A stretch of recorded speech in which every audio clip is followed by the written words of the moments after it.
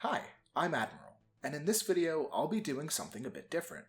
Today, instead of editing a stream down before uploading it, I've given you all the full VOD. And this is related to the quote-unquote channel change I put in the title, which I'll go through now since I'm not the kind of guy to slap that kind of thing at the end, so you guys have to sit through 2 hours of content just for the one thing that actually interests you. Anyway, as you've probably noticed, I've been streaming a bit more frequently now. As you may have also noticed, I'm really slow at editing. So, my idea for a while has been to begin uploading full VODs to the channel. This step will not only ensure that people who miss streams can still watch them at any time, but it will also keep a steady stream of videos coming out, since less editing means less time spent editing, which means more frequent uploads for all of you to enjoy. On top of that, this also lets me focus on spending non-streaming time working on my regular videos, since I won't be so deep in editing purgatory.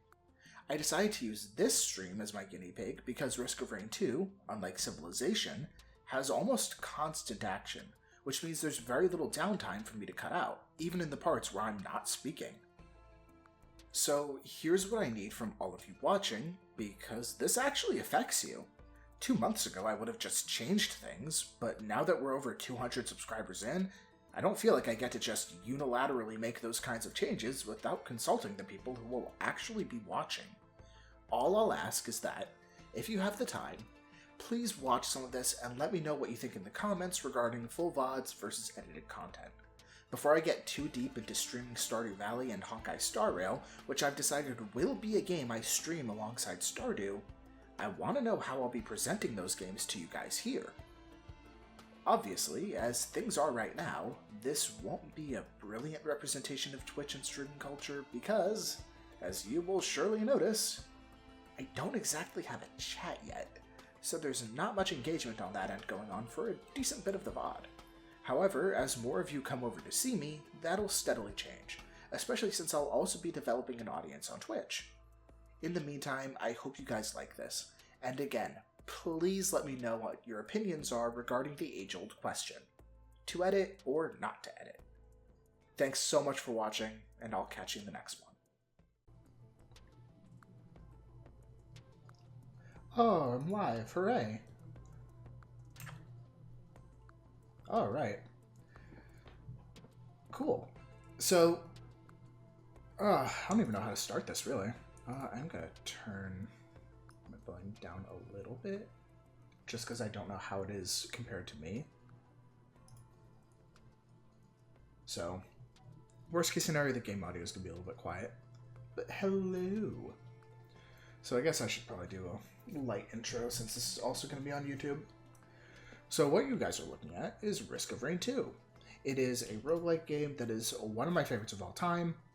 To give you an idea of how much I've played this game, every character has a secondary skin that you unlock through a mastery challenge, quote-unquote, which is just beating the game on the hardest difficulty with that character. Yeah, I have all of them unlocked. In fact, I have everything in this game unlocked except for this ability, because it requires that you complete a set of stages without taking any damage. That's hard as shit! Especially if you don't play this character, which I don't really play Mercenary, unfortunately. So yeah, I have every mastery skin. Just to give you an idea of how much I've played this game, even though I haven't made content on it before, I love this game. So, I finally gave myself an excuse to stream it. Obviously that didn't happen on Monday, so here we are. So I'm just gonna get right into it. So, what the mod I'm using does is change the difficulty scaling. So, oh, you know I gotta take this. Everything's a little bit more expensive, enemies are a little bit more difficult to kill. I'm certainly gonna die because I've just taken the Shrine of the Mountain, which, if you've never played Risk of Rain 2 before, makes the boss twice as hard. So, this is either gonna get really silly really quickly, or really difficult. Sex mod? They have those. Like, there's a mod that I have not ever considered installing. I cannot stress that enough. That just makes Huntress thicker. Inflates her cheeks and her chest.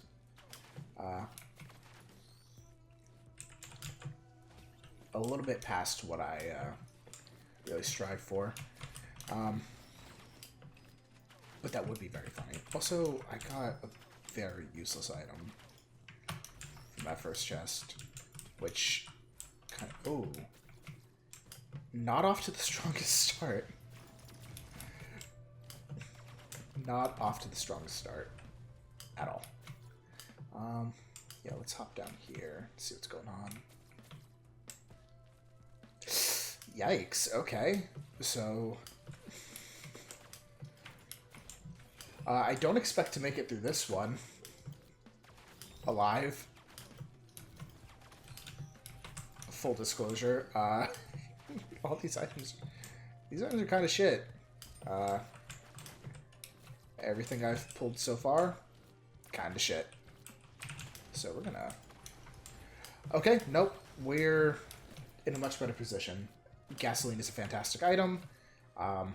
If someone says otherwise, I imagine they probably don't know what they're talking about. This is a... like, that actually does kind of open things up for me a little.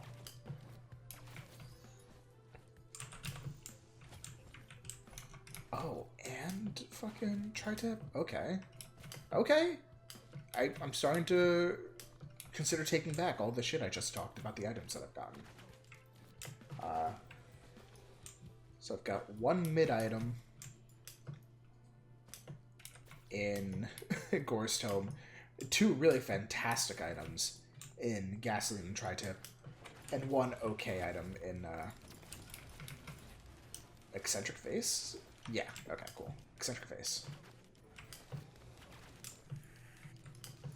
Yeah, I use that item so infrequently that I don't always remember what it's called. Because, again, I can't stress enough, it's mid. Recycler?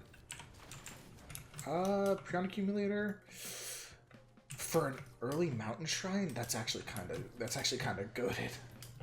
Because this will just nuke at least one of the bosses I have to fight. So, that's pretty okay. That's pretty decent. Okay, and there's TP. Cool.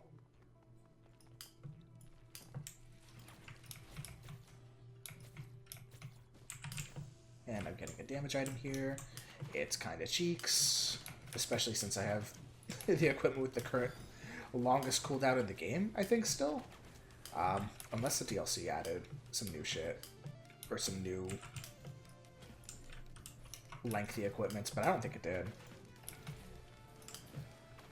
Because I want to make clear that 40-second cooldown you just saw was very much for the recycler, not the Prion Accumulator. Prion goes for a little while. I think it's like a 90-second cooldown or something crazy like that. Maybe even longer. There are a lot of mountain shrines in this one. But I only need the one. Also, it's been like a little over 2 weeks, I think? No, a little under 2 weeks since I last played Risk of Rain 2. So I'm kind of coming into this really cold, but I mean, for me, it's kind of like riding a bike at this point. I have over 600 hours. I think I might actually be trespassing into 700 hours in Risk of Rain 2, which is kind of heinous to think about. There we go. No, just drop that. It did not kill the boss because it didn't hit him. Her. That's Beetle Queen. But it's fine. I'm still very much alive. I don't have any healing, which sucks, because on this difficulty, that's Monsoon, not the Multitude scale difficulty. My healing is cut, so this is going to take a while no matter what. All I can do is hope it doesn't take super long and get me killed. Okay, let me just grab this. Alright, cool. So even if I die here, this was not a wash. And that's really good. And I know it probably seems a little counterintuitive for me to shoot all of my ballista shots at just random enemies, but hitting them and killing them with the ballista will obviously do huge burn to everybody. So it's a short-term plan for long-term benefit, I hope. Yeah. Yeah, okay. Ooh, we're getting some pretty high stacks now. Honestly, getting 2 stacks of burn from gasoline is kind of crazy. Getting 3 or 4 is certainly going to be welcome.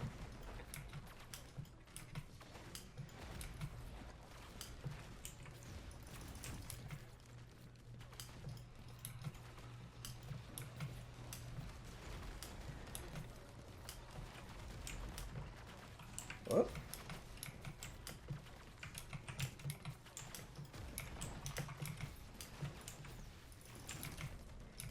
Boy. I can't tell who's lower on resources, me or the boss.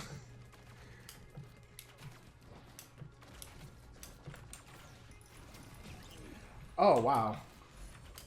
Oh, and this is kind of shit right now, but it won't be shit in a little bit when I get more than just Deathmark and Gasoline for debuffs. So, yeah, that was a surprisingly clean stage 1. Not bad. Maybe I could have started on 3-player difficulty. Maybe I'm just goated.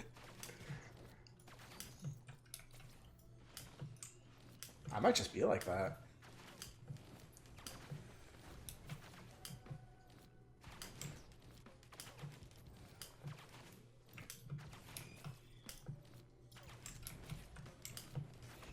I'm also very curious to see how deep I can get into this while also streaming it. Because one of the best ways I've ever heard Risk of Rain 2 described, once you get... Hell yeah. I knew those fucking Better TTV emotes I added before I even started streaming regularly would come in handy. But yeah, the best way I've heard a Risk of Rain 2 run in its later stages described is as a stress test for your graphics card. To give you an idea of how wicked it's going to get in a bit. So I'm curious to see if my computer can handle that while it's also streaming. Because I can't say I'm entirely... I don't know how deep I'm going to be able to get. Because I don't know what's going to fail first, me or my computer. Like, shit just might crash before I die.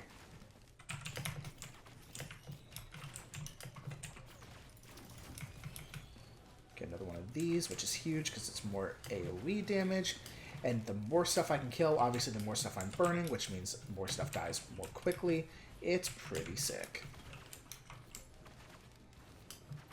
Like, I know an unfortunate amount of stuff about Risk of Rain 2. Like, mechanically.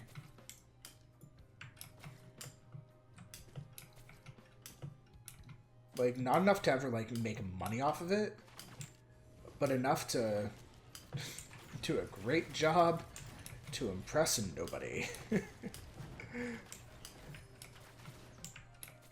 that's not fair. My friends are, at least pretend to be, enthused by me, so I'll take that.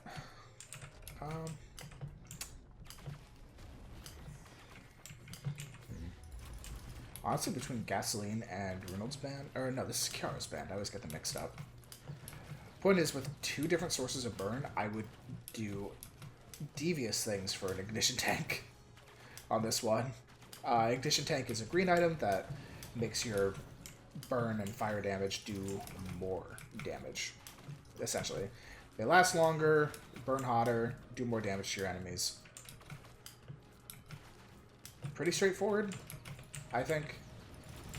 But, yeah, it's just something to keep in mind when you're stacking a lot of fire damage. It's definitely worth keeping an eye out for that item.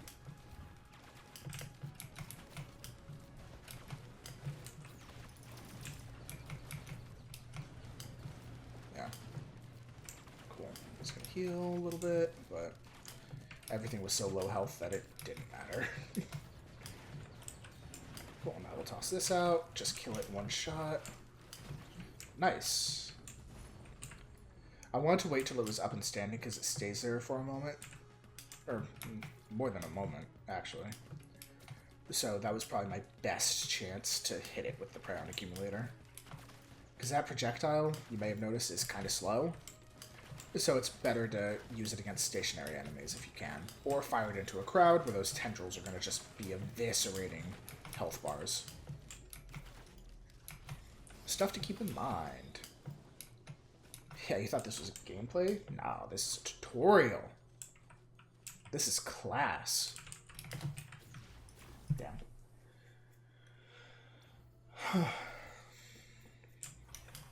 Alright. And on we go. Oh, there's an imp there. Maybe 3 on that chest. Good start.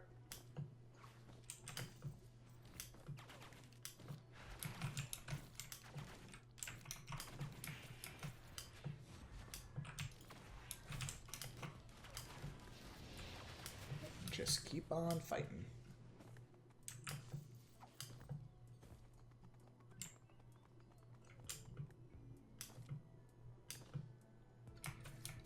In the early parts of a run, waiting for enemies to spawn is kind of the most tedious bit. Like, this is where the difficulty comes in. Just be like, I know I can kill you guys. And I need money for chests, so, like, hurry up, please. Oh. Another chest for damage items. Even though these chests are more expensive, the fact that you can generally predict what kind of item you're getting out of them makes them worth picking up, I think. And worth prioritizing, I should say. They're not just good pickups, they're worth prioritizing. Okay. Got away from him.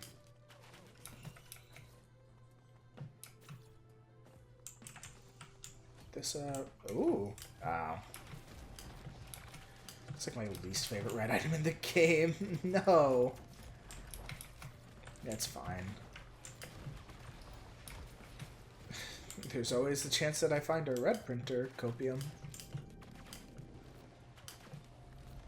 Actually, no. Not Copium. Hopium. Thrivium. It will happen. Manifestium, if you will.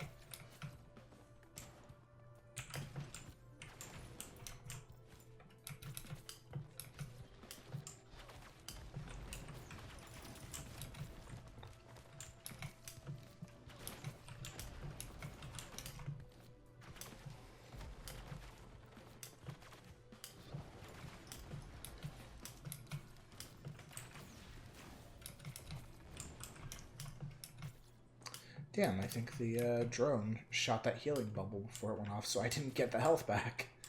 I ate it. Just another fantastic reason to hate drones in this game.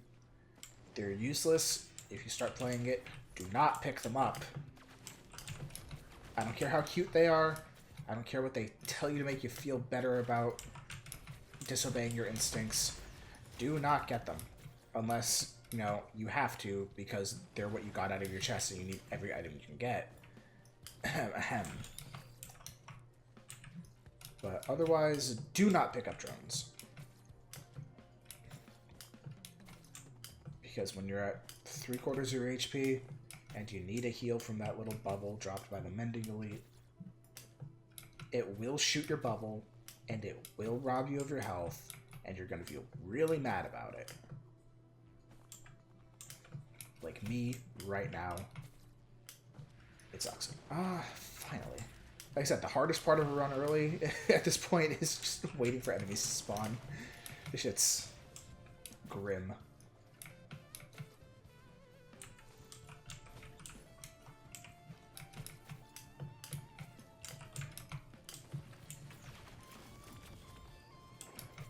Yeah, now I need to find a teleporter.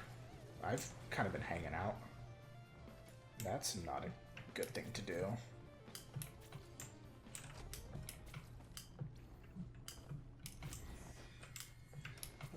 Alright, they are where I cannot reach them.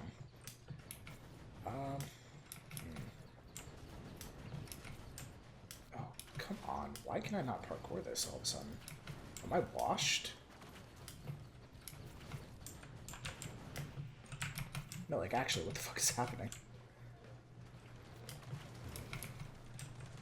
Huh. Maybe that's something you can only really get to if you double jump. Because I'm absolutely used to doing that. Like, I literally just can't get to the boss. Alright, fuck it. I'm taking the long way. I do hate when this happens, where it'll spawn the bosses just completely away from you, so you have to fuck around to get to them.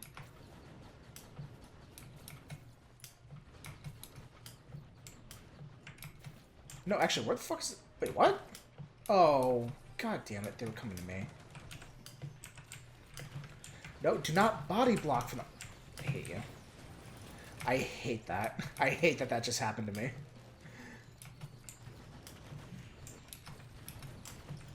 And there's a mending too. Get out of here. Get out of here. Oh, this is going to be the longest boss fight of my life. This is going to suck. But I just remembered I have no healing. So I can't even play this as aggressively as I should be. Where are you going? Pick a location and stay there. I'm begging you.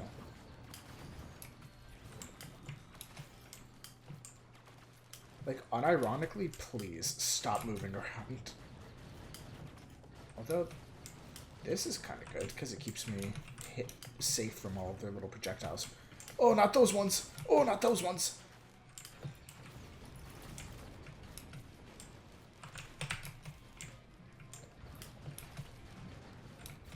I have hopium, but I can't lie, it's not looking too goodium right now.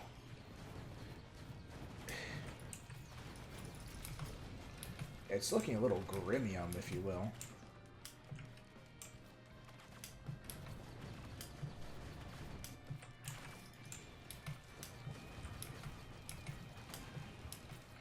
Like, brother, this is a shambles. Yeah, the problem with this...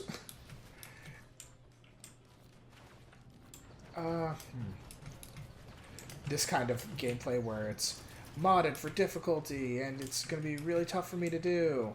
The problem is that you have to get good items to do it. And you have to get good items relatively early. And that's not always guaranteed. So sometimes you're just stuck, like I am, in a perma-boss fight. Oh, another reason not to get drones. In instances like this, where the boss sucks off things around it, including enemies, it's actually really great for clearing out a crowd. It'll eat your drone. They do that. And in fact, their boss item gives you the same effect on your own stuff. So some items that actually helps out, like the squid polyp that spawns in a bunch of really shitty turrets all over the map. Those guys, it's fantastic against. Or it's fantastic in tandem with, because they don't serve a purpose other than healing you at that point. Yeah, there were a couple of chests here that I'm just going to grab, because why not? I'm already so far behind.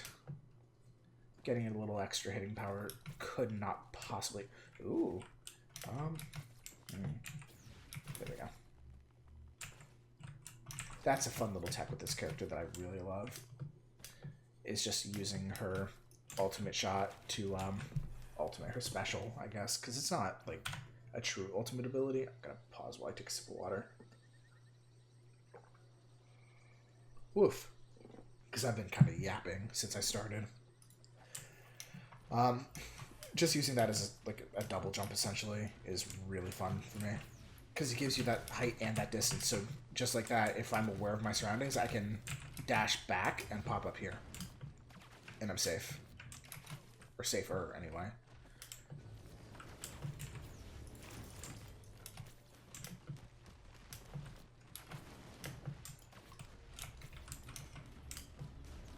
Oh god. Oh, don't hit me! Thank you.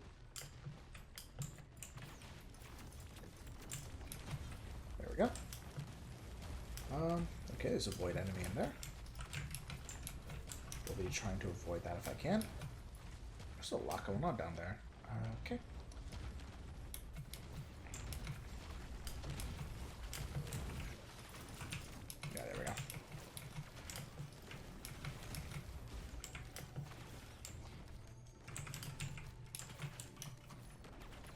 grab this. Oh, if I ever decide to take another mountain shrine, that'll be very helpful.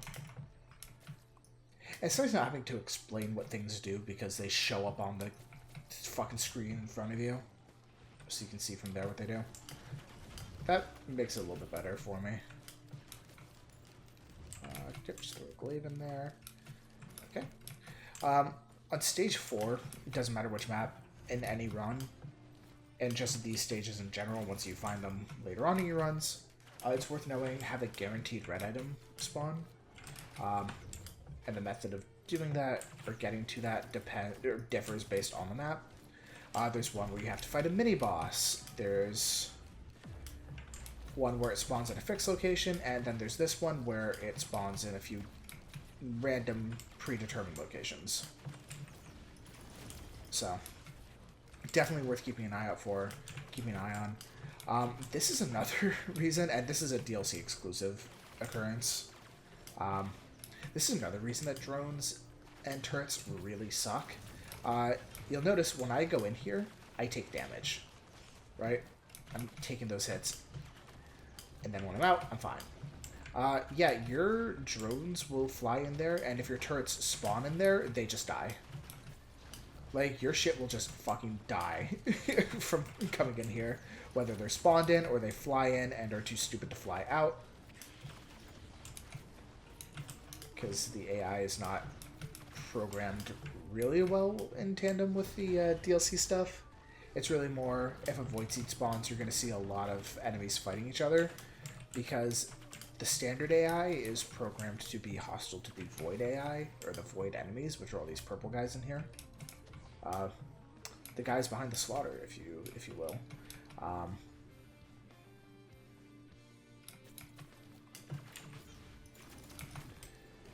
Yeah, there we go. Alright, and once you kill all of them, the Void Seed goes away. So you can just go in and get the loot, and worry about naught else. But I'm definitely too low health right now to try and grab the Void chests. Instead of money, they cost health, so it's really important you be aware of your HP. I don't know why I'm treating this as a, like, beginner's guide. I just know that not everyone has played the games that I really enjoy, because I did that with Civ, too. I was just explaining different mechanics, talking about, oh, this is a Sophie's choice. I think I have to take this, just because I have Death Mask, and the Frost debuff is about as valuable to me as the AoE spread from Yooka-Laylee, but I think it's just helped a little bit more by the items I already have, right? Because I'm already running, I already have a backup magazine, which lets me use my Bouncing Glaive twice. Instead of just once, it adds a second charge to it. So it's an incredibly valuable item for a character with a really good secondary ability, like Huntress has. And on top of that, like I said, I already have Death Mark, so I already have a way to spread pretty well in crowds of enemies, thanks to 2 charges on my glaive, which, as you've probably seen, bounces from enemy to enemy, dealing increased damage as it goes. And then, you know, Death Mark, I've said a couple times already. Ow! God damn. Yeah, I'm gonna get away from that side for a while, and just get back to hunting down the legendary item. Actually, I should have tossed those at the Mending Titan there. Slight misplay, but it's fine. This probably costs like 4,000 or something. Searching 4,500. Yeah.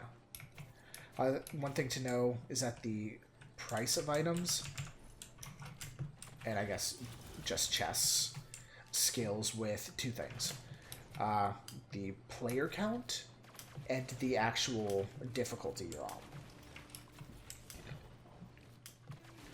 So across the difficulties, your stage 1 is standard. Everything, regular chests cost 30 or 25. Large chests cost 30, I believe. And then your large chests cost 50. And then specialized chests like damage or utility or healing cost 30. And then obviously multiplayer scaling changes that to 34 off a standard chest, and everything's scaling similarly from there. So I think you saw it was 69 for the large chest I opened stage 1, and 34 for everything else.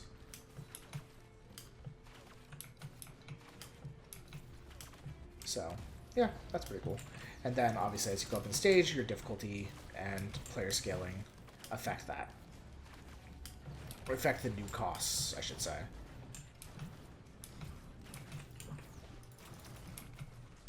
And that's something you pick up more intuitively as the game, or as you play the game.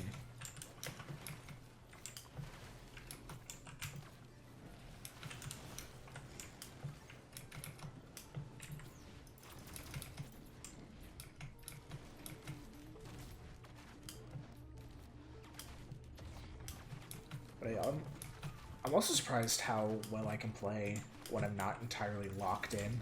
Like, I'm trying to think of things to say to be informative, be entertaining, a little bit of column A, a little bit of column B. So I'm not really, like, dialed into the game.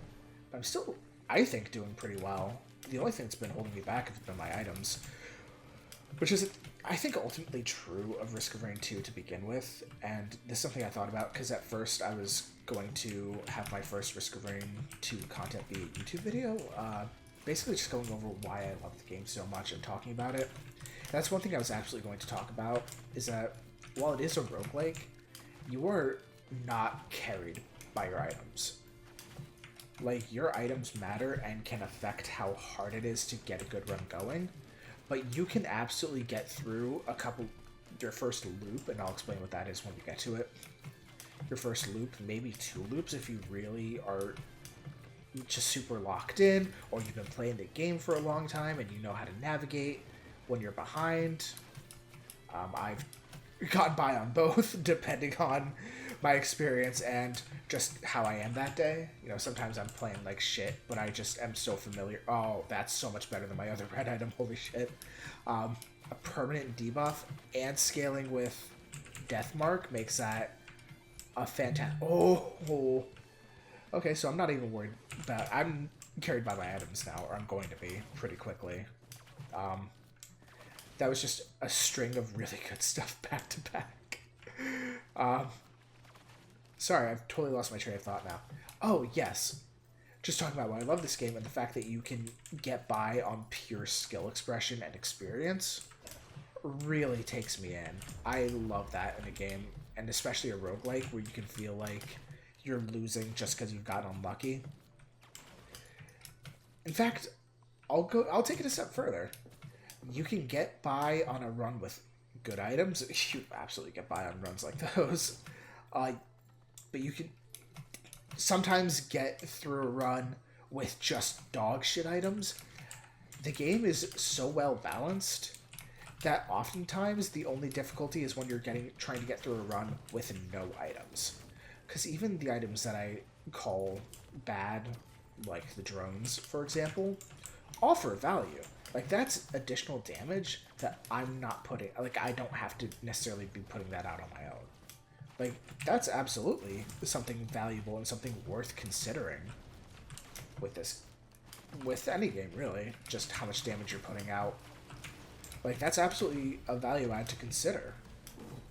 I just think it never outweighs the cons because there are so many, including the fact that the TLC introduces an enemy called Void Infestors. I forgot to point those little guys out when I was fighting Void enemies, which would have been the perfect time.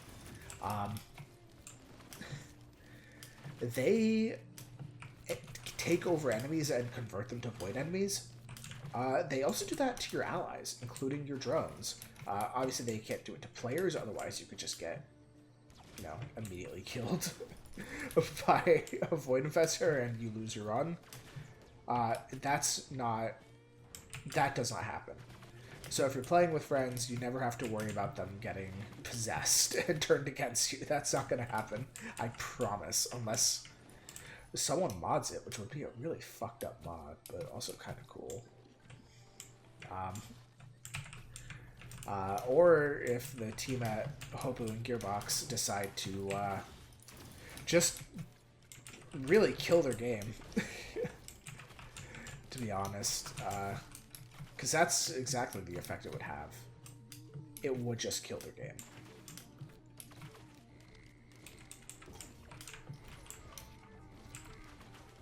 I do have time to grab this. Oof, one of the better healing items, I would say.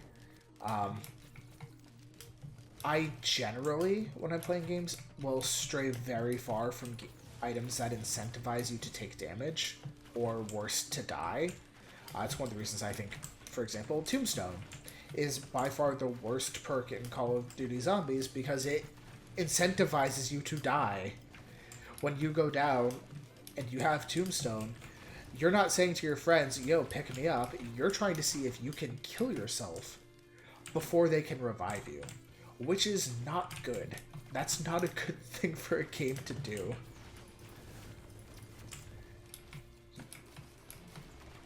So that's one thing that would normally put me off of Medkit, because it only heals you after you take damage. But the healing is pretty significant, even for only one stack of it. And it is kind of nice to get healed immediately after taking damage, because that's when you most need healing. Is when you've just taken a fat shot to the chest for half of your health bar. Now it's like, oh, okay, instead of at half health, I'm now at 3/4 health. Pretty immediately, so yeah, that's pretty handy, I think. There we go.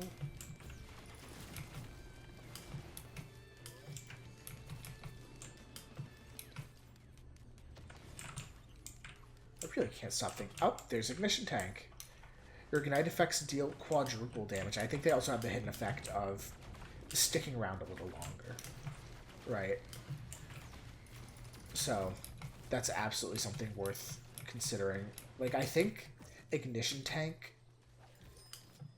really just makes burn the S tier damage effect in the game. Which is kind of interesting, because for a long time, you wanted the Frostband after they changed the way that those two worked. It used to be that they both made that kind of runic tornado that you see from the Fireband, but that changed, I think, with 1.0, so that the Frostband does that little burst of damage and that scales with the hit. Actually, I should say both scale with the hit, but it was just this fantastic burst damage, while Reynolds' band, or Kiara's band, Fireband, required them to stay in one spot. So it was obviously a little bit worse because, there's no guarantee that the opponent is staying in the zone for all of those hits, right? So there's no guarantee you're getting all that damage off, whereas with Reynolds' band, the Ice Band, it is immediate. And that's, that's so good. I shouldn't need to explain why immediate damage is good. So yeah, like, Reynolds' band kind of outclassed Kiara's in every way, but with the ability to scale your damage off of Ignition Tank and get it quadrupled, that's fantastic. And thanks to Gasoline, you have more ways of getting that burn off than just hitting them really hard once. Which is another underrated part of it. So having multiple sources, plus being able to get that damage up, takes Ignition Tank up, and the items it boosts.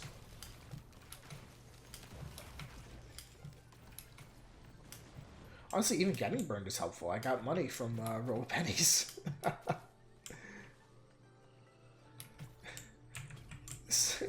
Burn just doesn't quit. Oh shit, 2 more backup magazines. That really reinforces the idea that I made the right call by getting Ice Band instead of Ukulele. Especially if I pull Ukulele here.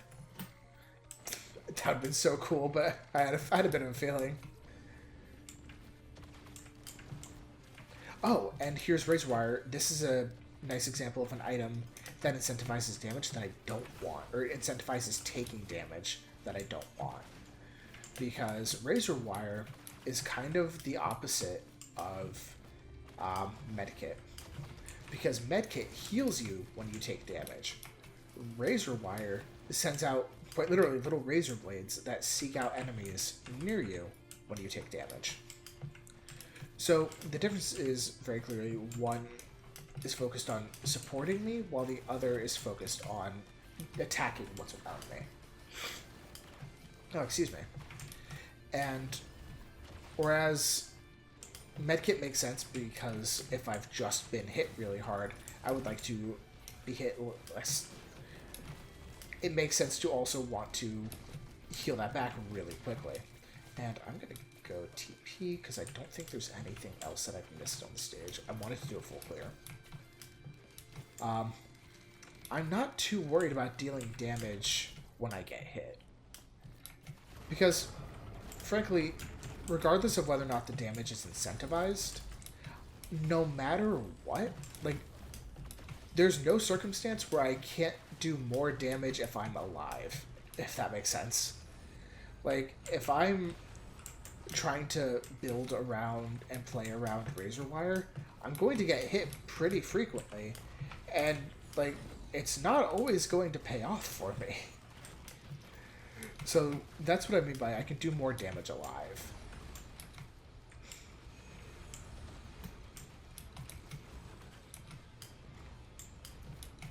Like, the value add of the damage isn't worth it, isn't worth taking the damage in return, because I will always be able to do more damage if I'm alive, I think is what I'm trying to say. And the healthier I stay, the healthier I stay. Like, the more alive I am, the better for that. Oh.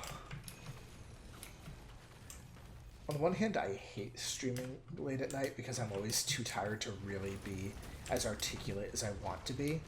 Oh, another reason to hate drones. I'm pretty sure she just body blocked my shot on the boss. So not fantastic. I'll say that. Oh yeah, so I'm not, like, awake enough to be articulate. But on the other hand, it is really funny watching the stream back and seeing how lost I get sometimes.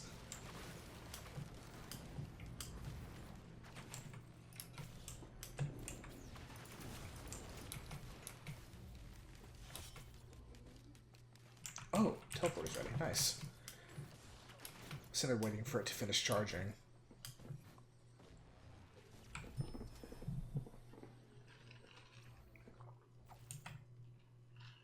Oof. I'm just gonna be pounding back water between stages. Sorry. So one thing to notice is that at the end of every stage, all of my cash converts into experience. So it's a nice value add for not spending all of your money every stage. Like, if you happen to miss a few chests, you're fine, right? Because it doesn't, like, you're not losing out on resources. In fact, you have to sit for a moment watching those resources convert, so you know you're safe. But if you get a little bit of cash as you're teleporting, either from killing an enemy that's running at you, or opening a little barrel here, or, like I just did, picking up one of the Gorz Tome drops, you can take that money with you to the next stage. Because it's already done the conversion, it's recognizing you have money, so it just lets you take it to the next stage. No muss, no fuss. So sometimes it can be worth it to, say, wait at a blood shrine as you're transitioning, and once your character starts to glow, then hitting the blood shrine and getting your money. And I have yet to hit a blood shrine in this one, but I will... You'll see what it does when I get there, because I'll point it out. Oh, that is a void-touched Crater Wisp. Scary. Ooh.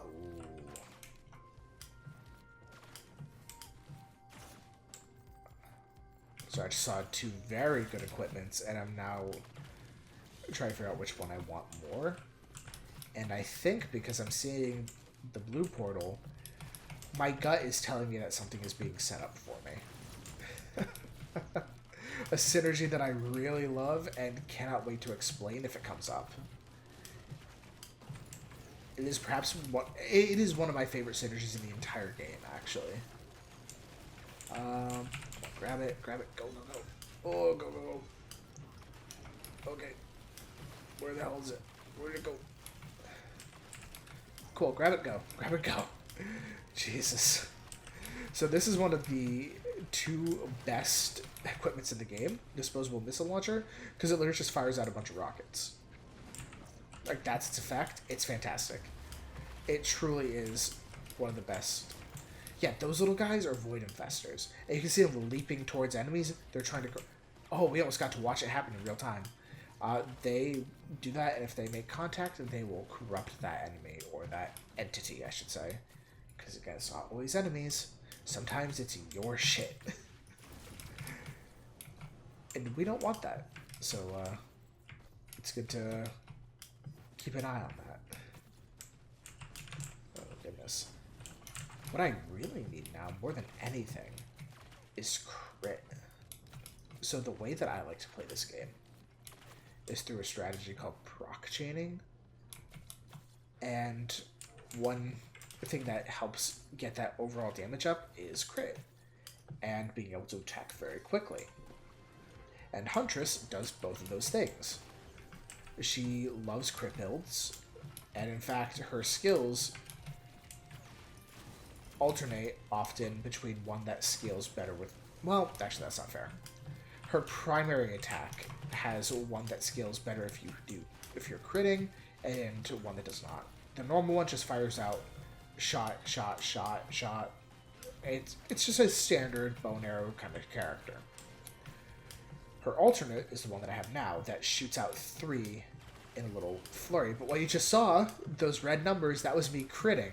And when you crit, that was really fantastic timing, actually.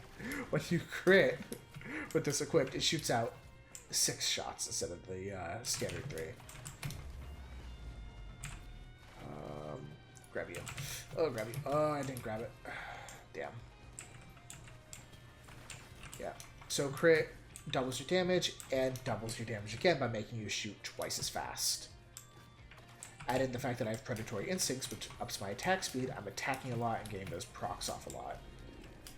So when I have a quiet moment, I'll go through my build and talk about proc chaining and what that actually means practically in this game.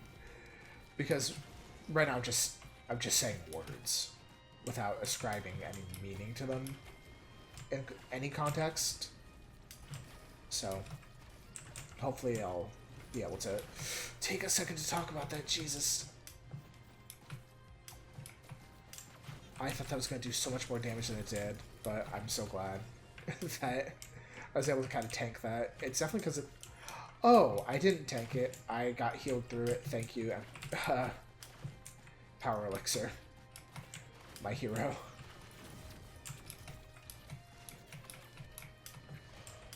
Oh. We just watched an infestation happen. Not particularly pretty either. But, yeah, definitely had to be seen.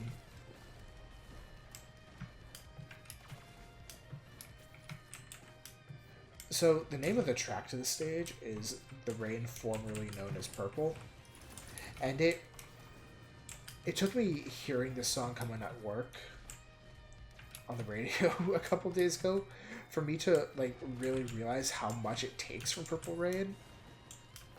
And obviously in a tribute kind of way, right? Like, they're not trying to rip off Prince. But, like, this part of the song specifically, the da-da-da, where did you come from, brother? Jesus. Is just, like, straight from the song. It's straight from Purple Rain. Which is just a fantastic song.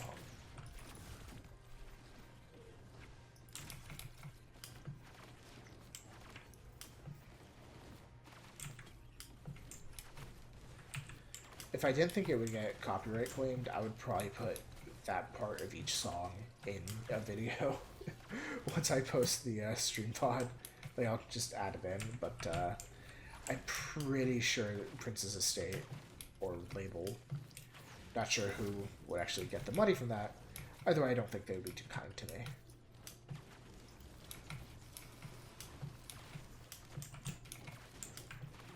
And that's okay. Like, I'm not saying that in like a mean or bitter kind of way.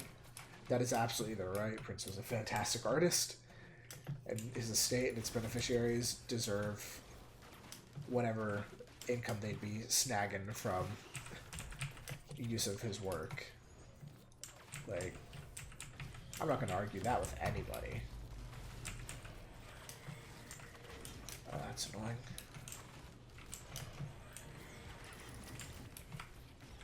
Yeah, the other thing is that you have to kill infestors whenever you kill something they're possessing.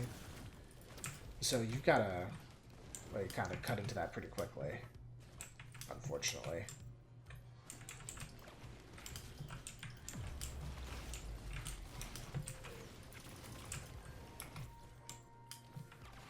Well, that's unfortunate. Those are both kind of shit items. Actually, no, this gives me a chance at one without dropping my health next stage, so I actually do want that. That's actually a very good item to get. Not complaining. Cannot stress enough how much I'm not complaining about that. The end of the other item, the kind of glasses looking ones. Once you see the crit glasses, crit glasses, you'll see why they're linked. But those are void items corrupt standard items. For example, you'll see the needle tick I have here. That took away my tri-tip, so I no longer bleed, I collapse.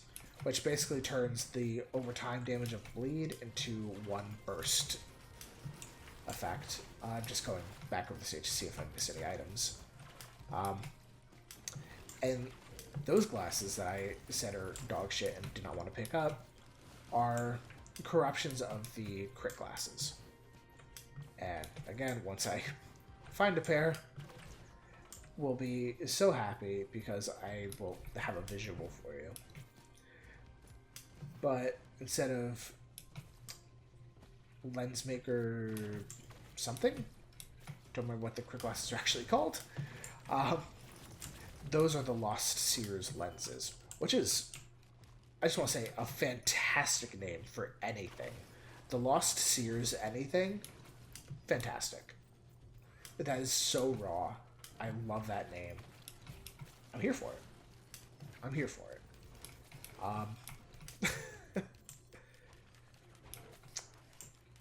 But yeah, no, the effect is kind of shit for a character like Huntress. What it does is it adds a 1% chance of instantly killing any non-boss enemy, which is huge. But for this build on Huntress that I'm going for, I actually would rather have the crit. And most characters would, I think. The double damage overall, especially if you can get 10 pairs of crit glasses and cap your crit, that is fantastic. But there's certain characters, like Loader is a fantastic example of this, that are burst characters that would rather just one-shot anything than do crit damage, which is more suited for damage over time. I think that's the big thing. Oh, and I can start just popping this off. Oh shit, they're already doing that. Alright, I might just be dead here. Oh, Power Elixir is helping me. But yeah, that ignition... The problem with Ignition Tank, and I know this is a bug that is just never going to get patched at this point, or it's intentional and it's just not stated in the item description. But with Ignition Tank, burn effects on you also last longer and do more damage. So you have to be pretty ready for a boss like the Grandparent, who ignites the atmosphere with that big... That one where they raise their arms to the sky. Is he doing it? No, he's not doing it. Neither of them are doing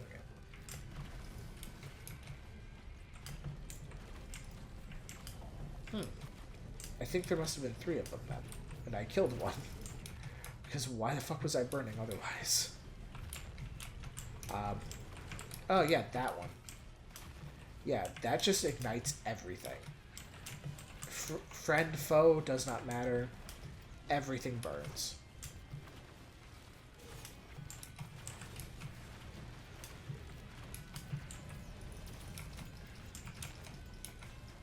Yep, just keep throwing those out.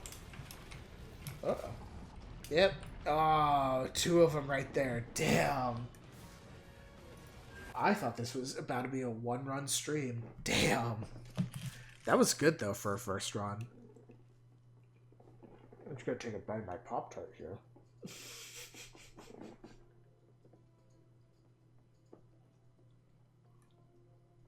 Sorry if this is kind of gross for anybody. I'm trying to eat away from my mic. So please just ignore it. If you can.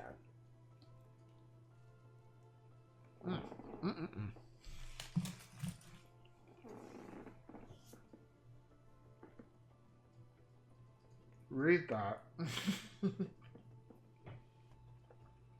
Because this is what I was talking about. I actually should have gone over all of this before I started. But when I go live, everything I should be doing just flies out of my head. It's not good. Yeah, so this is the normal ability. Completely fire a Seeking Arrow for 150 damage.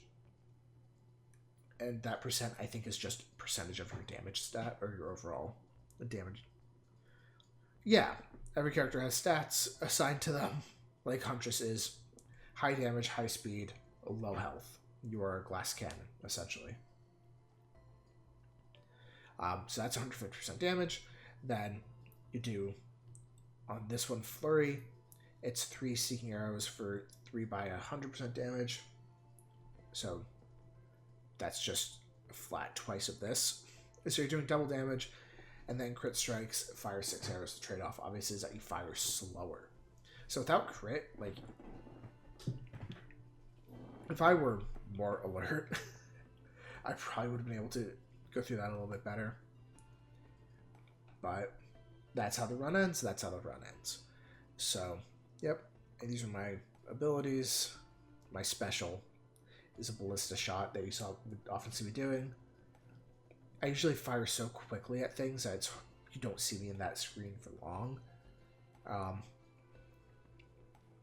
Then for this one, I have a short dash. Very standard stuff. Huntress is my just go-to character. It just feels so much better than anyone else to play in this game, for me. But obviously people have their own preferences. That's okay.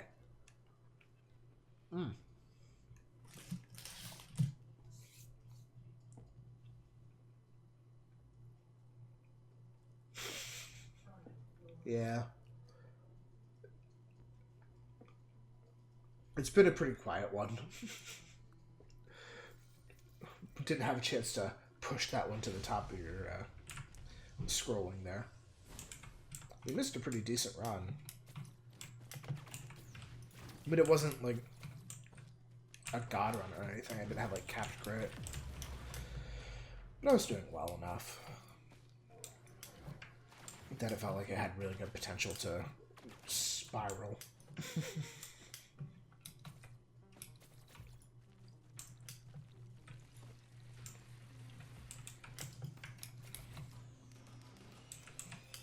Are you and Donnie still in the throes of Pal World?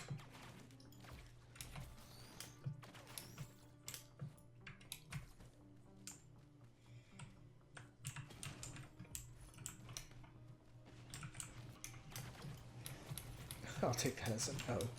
Or maybe it's a yes.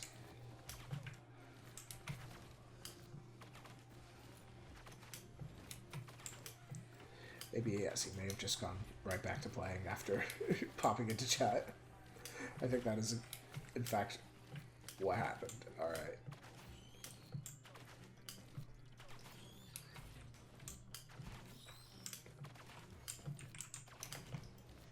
I would like to do a few runs tonight, but I could end up just doing like 1 2-hour run.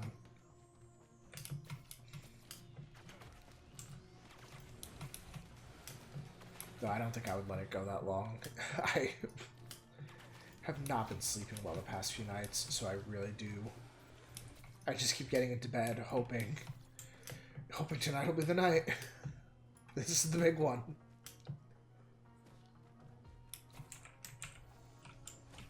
A proper 8 hours, and I feel good the next morning. Unfortunately, it hasn't happened yet, but I retain hope. He got 2 into the pals? Oh no. I don't like what that I don't like what that means.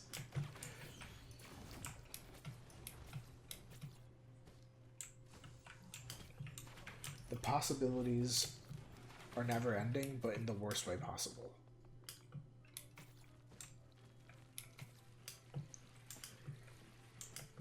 And yes, I did partially quote the main theme of Sonic Unleashed.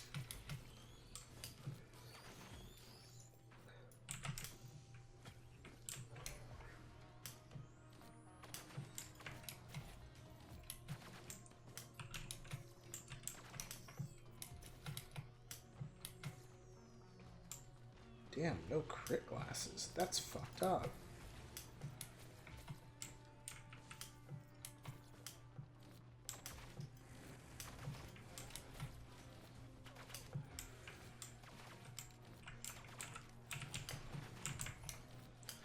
I should have taken the sticky bomb.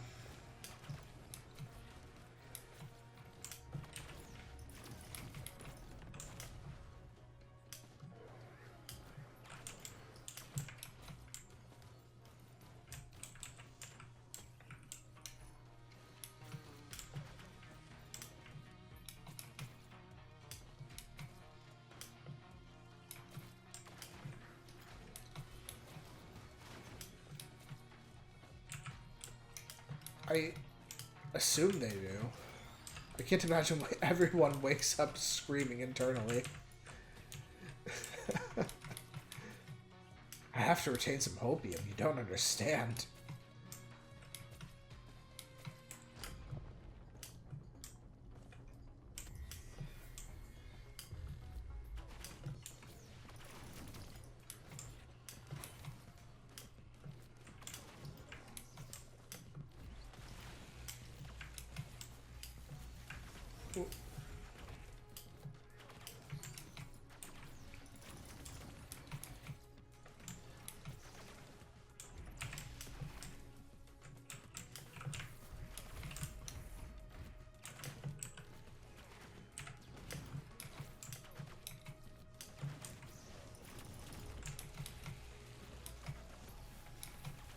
Uh-oh. Uh-oh.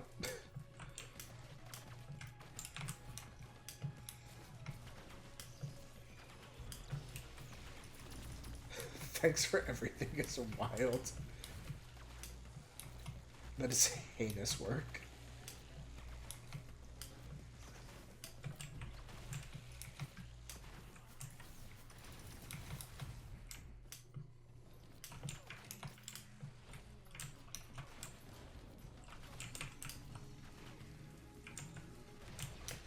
Oof. That one was a little sketchy.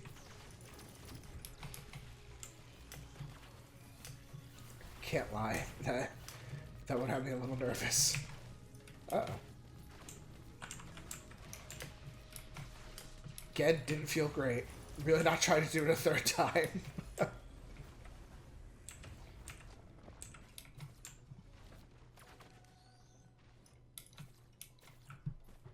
Alright, another quick bite of my Pop-Tart.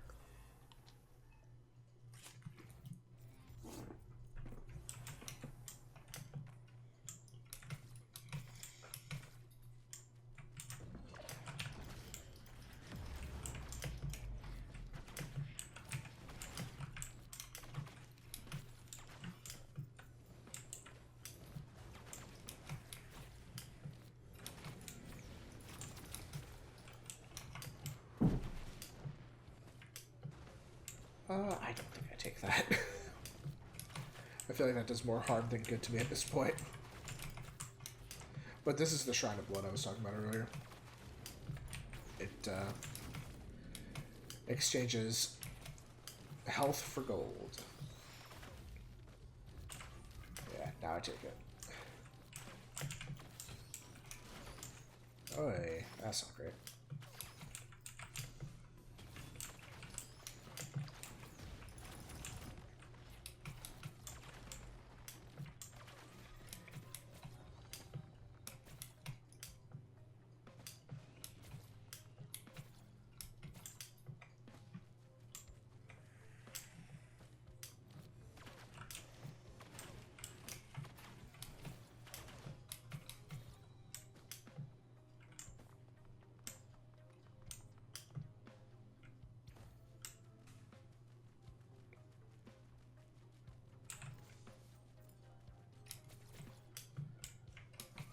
Damn, there's just no items. That's not good.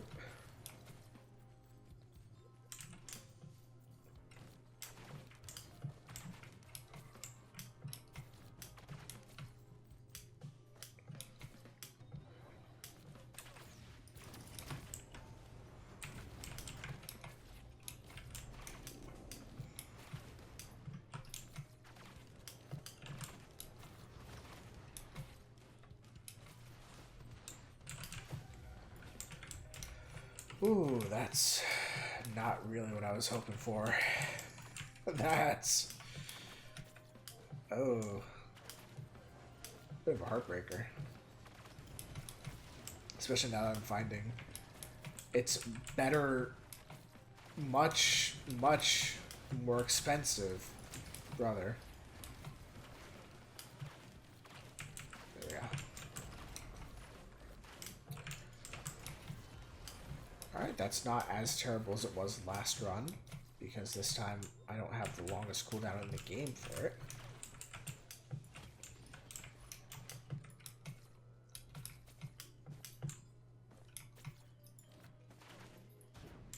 There we go, and do that. I should have been out of here a while ago, but struggled to find items, so I overstayed my welcome, but it's fine.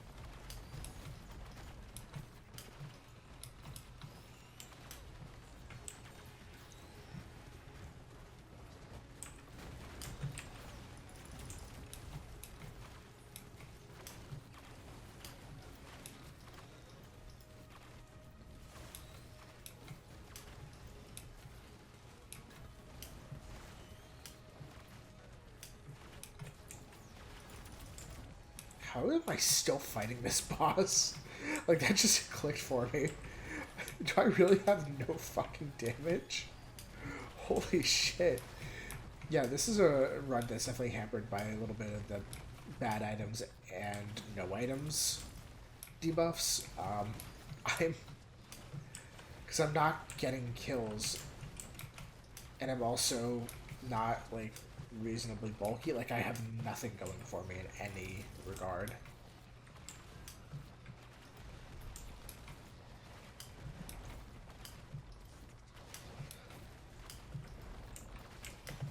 This is not Skibidi Riz. 2 Queen's Clans.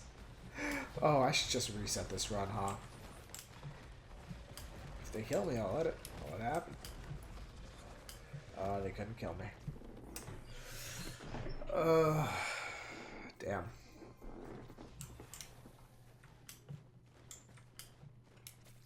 Yeah, no, this is opposed. His part was like that, unless it's a crit printer, in which case, oh, we're so back.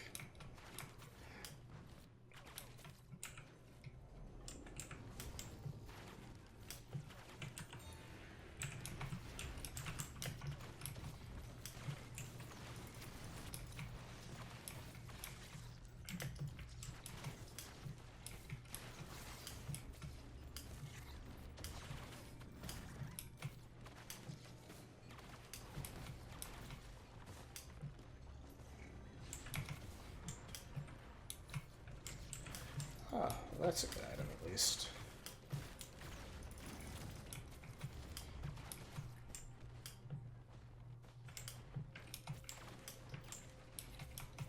Because now I don't necessarily need to be able to kill everything, I just need to be able to kill one thing.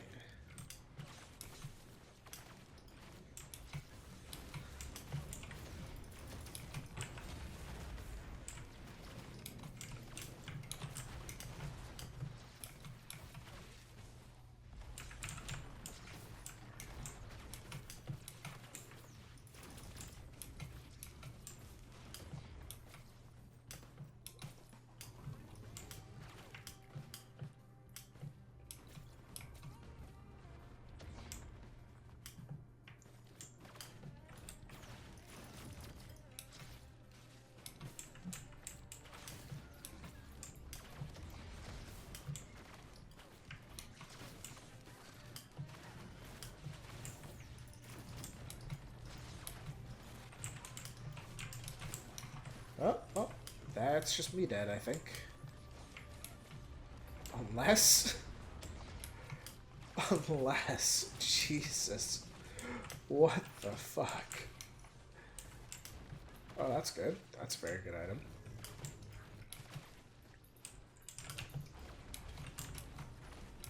Oop. I thought I just died there.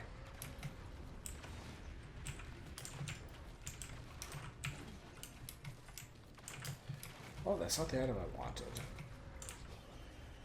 But it is an okay item.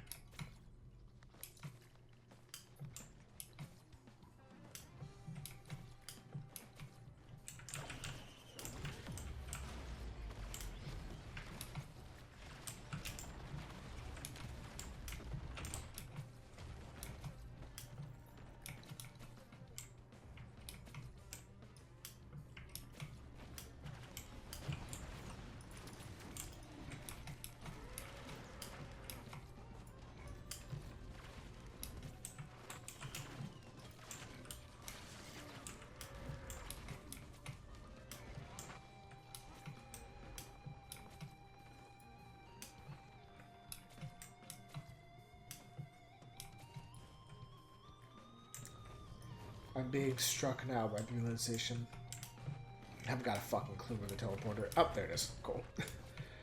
Nice. It just hit me like, oh, I need to go to the teleporter. Where the fuck's the teleporter? Oh, if only I'd seen it sooner. I would have seen this beautiful chest waiting for me. Pause. Unfortunately, very many Gregs have. That's what he's nicknamed, the Beetle Guards.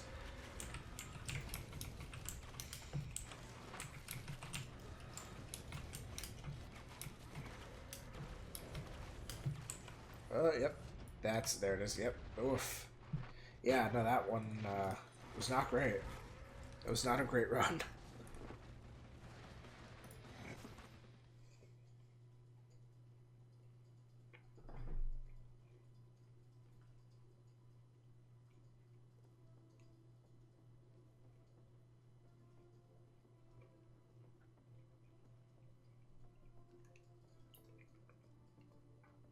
Yeah, buddy, unfortunately, I did have 2 Gregs.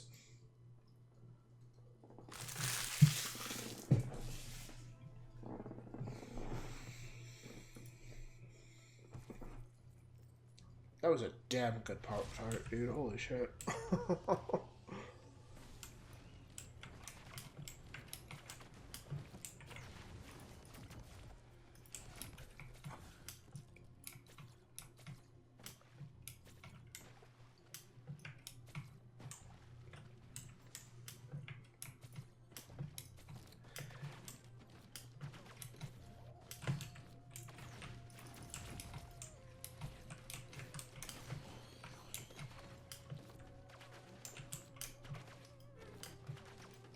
God, this game just has the most phenomenal soundtrack.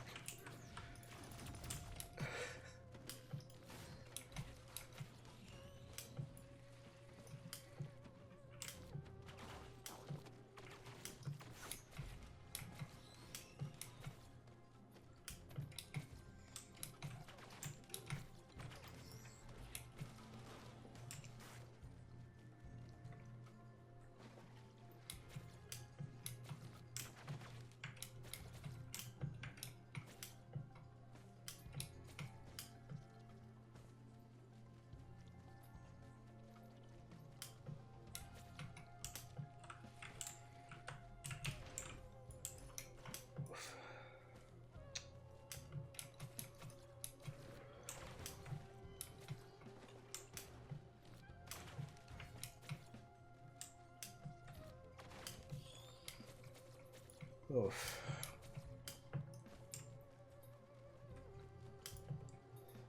It's too early to know whether I should or should not hit the mountain shrine.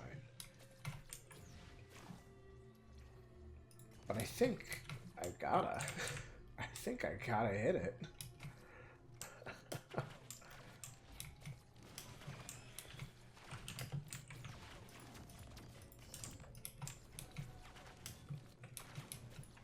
Like, we don't know what the right answer is until I, hit that teleporter. Because either I make it to the end to see what the reward is, or I don't and know that the risk wasn't worth it.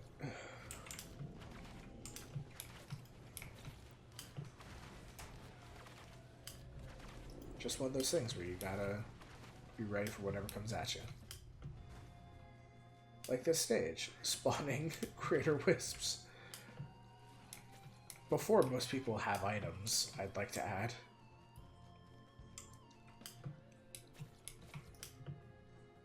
Or at least items enough to deal with a greater wisp.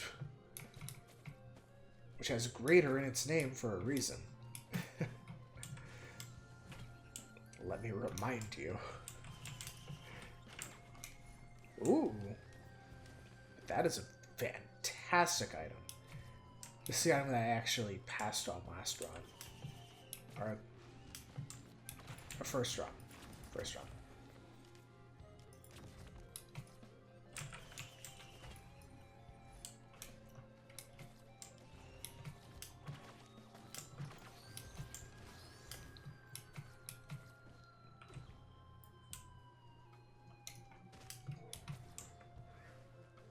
Okay, now send me up. So I can track down that pesky TP. Here it is.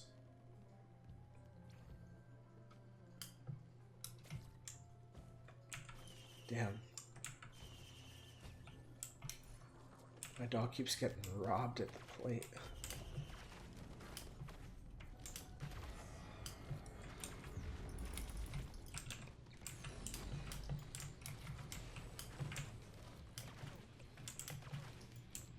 Oh, you fucker. I'm trying to kill him. Stop healing him. Hey. Oh. Now he's mad. Look at this. Look at this.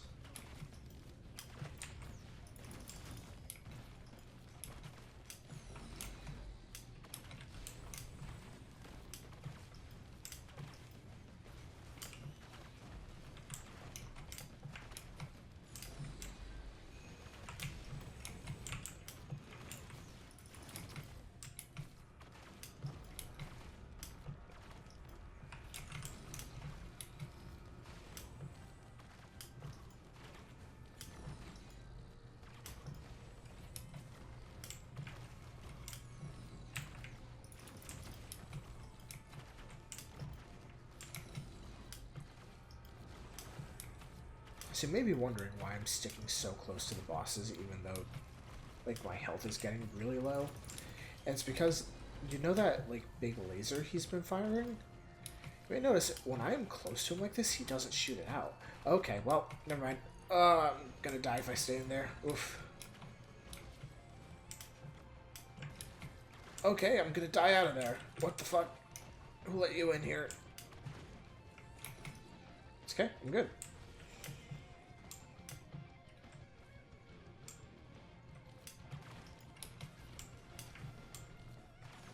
Oh boy, this healing cut from Monsoon is really like kicking my shit.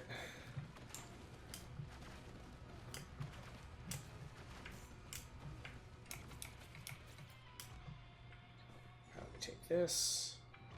Zip back, zip forward, get up here. I can be on plane and shoot those, which I'll admit is kind of crazy. Alright, buddy. Okay. Well, I don't like this. Yeah, no, that's... Tough break. Alright. Mountain Shrine was not worth it. Run number 4.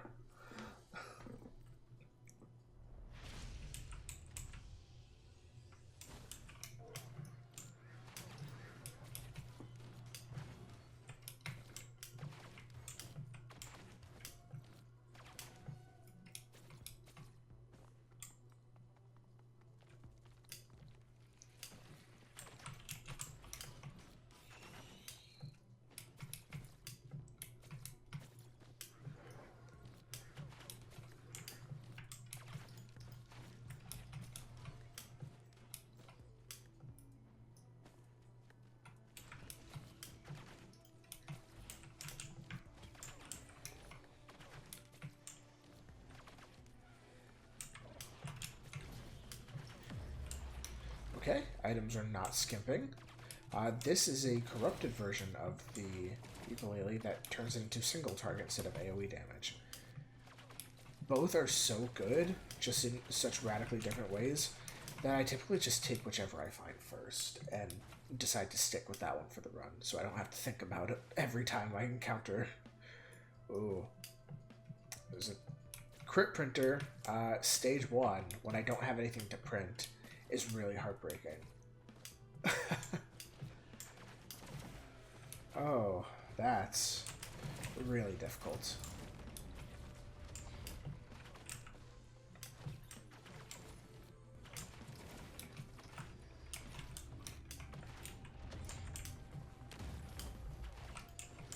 Oh, and what's nice about the Polyloop, the corrupted ukulele, I can make it AoE because I have the laser glaive. So it now is technically doing AoE damage because it's proccing on multiple targets, which is pretty sick. With the regular, excuse me, the regular ukulele, it just increases its AoE effect, essentially. Because it's going to bounce to targets while linking them together.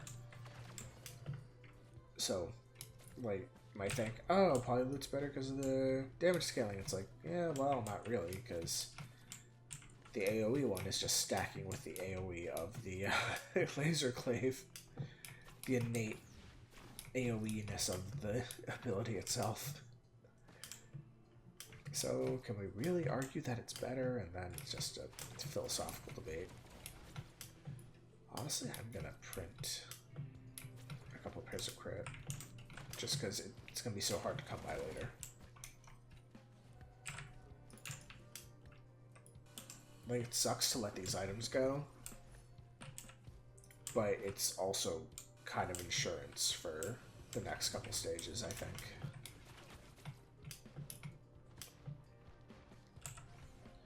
If it spits it out that way, though, I'm... I was about to quit to the menu. Because then this is just a dead run. Because I've given up 2 items to the void for nothing.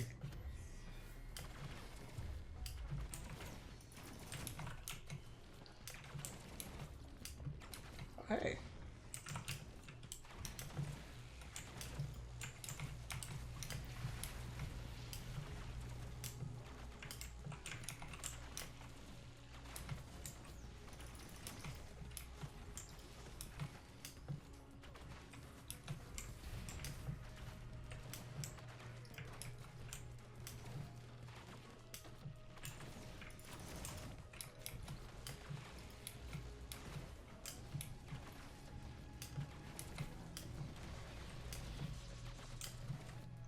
Some healing would go crazy right now, though. I can't lie.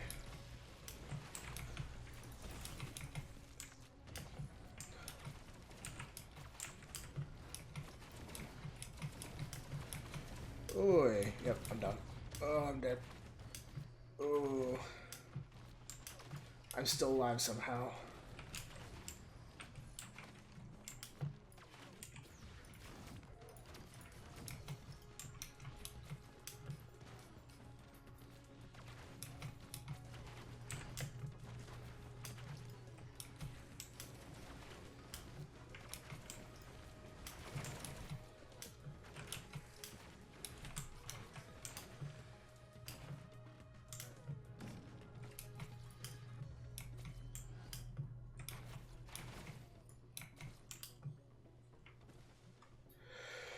Oof.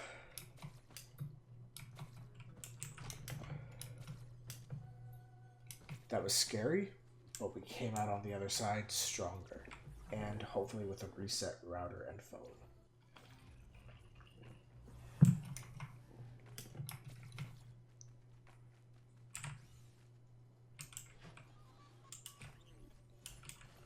Yeah, this is kind of worth it to me. Like, Ignition Tank really sucks to lose, and if I had lost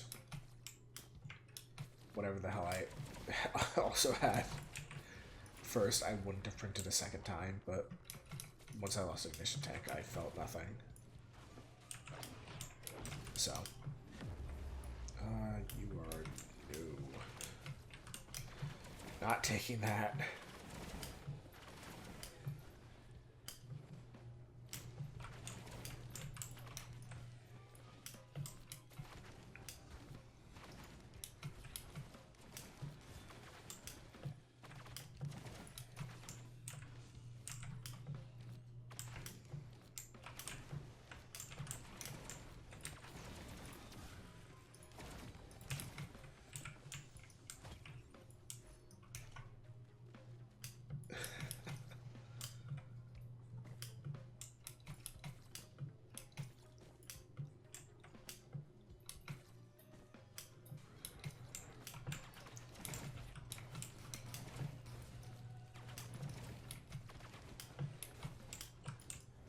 Yeah, it was definitely not the void item I wanted.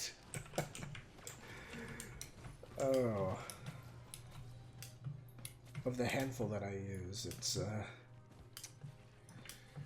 not supposed to be a hard bar to reach, but apparently is.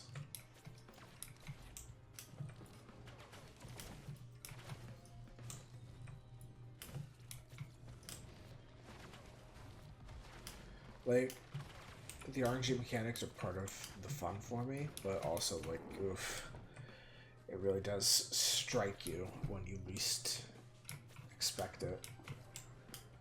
But certainly at least want it.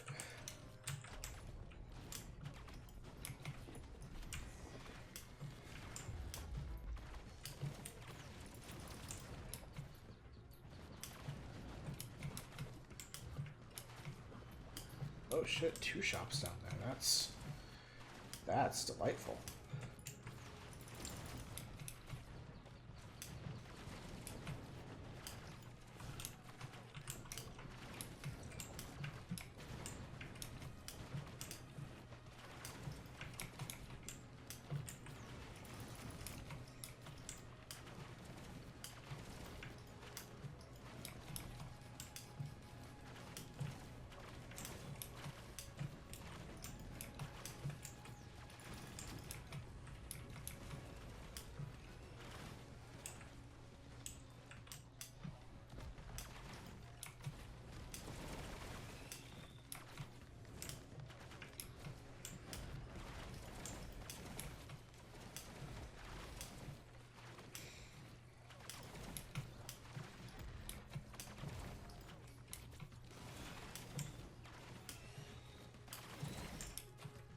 I was starting to lock in a little bit.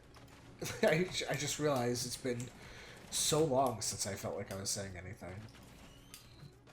Which is good. It's my 4th run.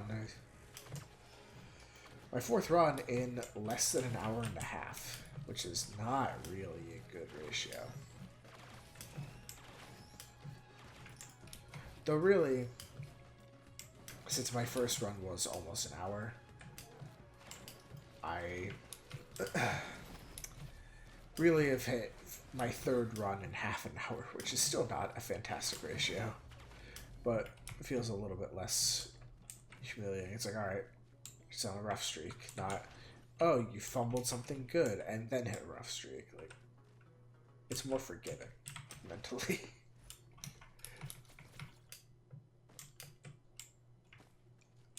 I'll just hit this. Oh, damn. There's a chest right there. I will obliterate that poor lizard.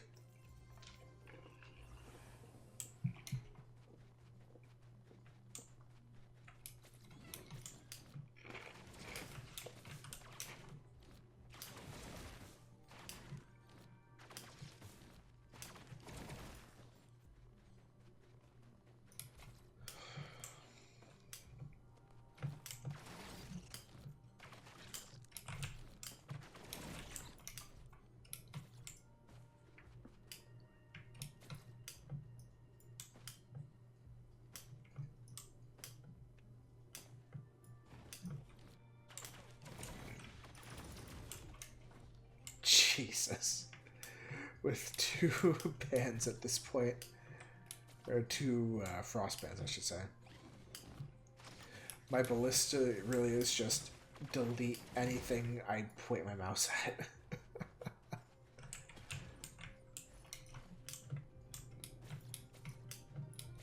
This is my creasing your Jordans button.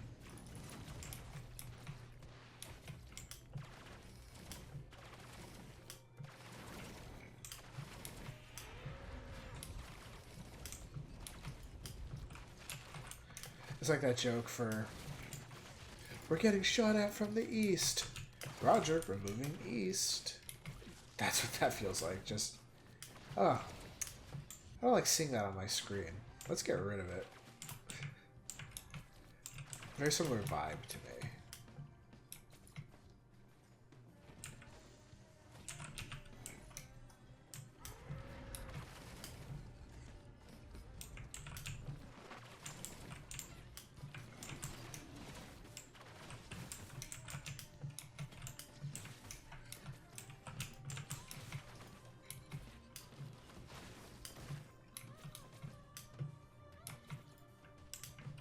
I wish I had more of a chat to ask this to, but I guess you'll do. As I'm moving away from Civ, which is a game where I don't necessarily have an explanation for everything I do, so I'm not speaking a lot. So there's a lot of micromanagement going on without too much talking. It's kind of boring to look at. So it didn't really work for that.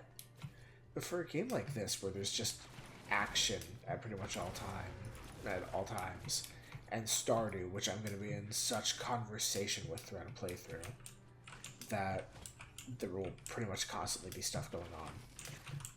Do you think a full VOD would be better, or should it still be edited down?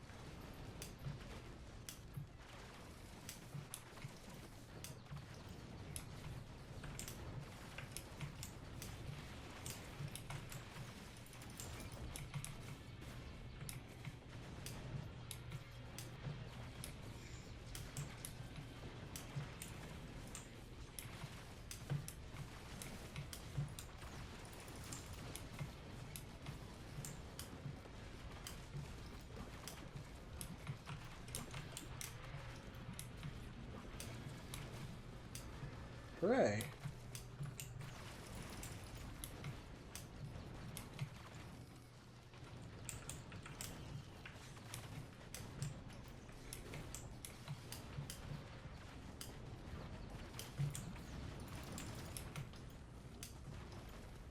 Oof.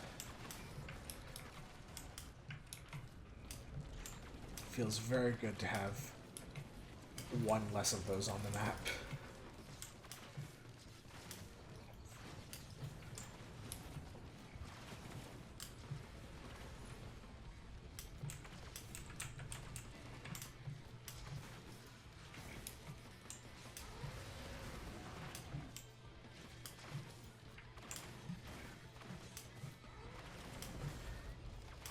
Oh shit, I just realized something about this.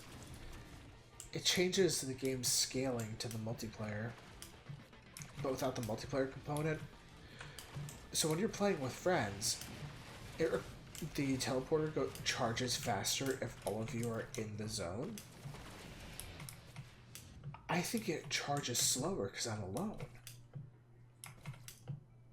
I'm suffering a loneliness debuff.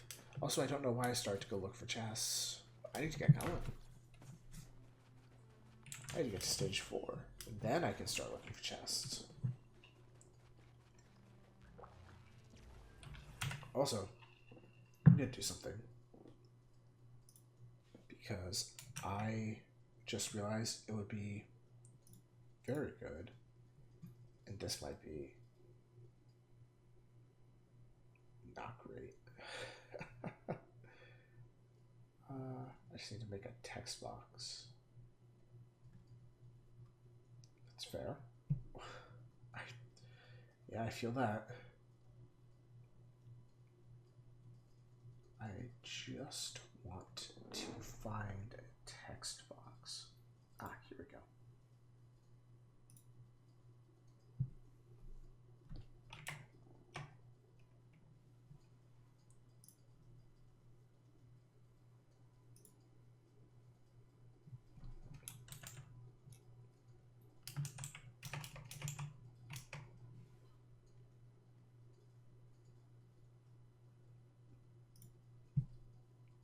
Excuse me.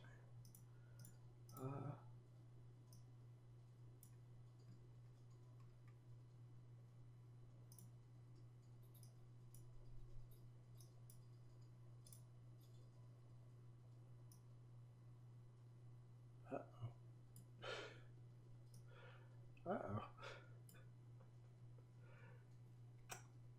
Well, I lost the text box.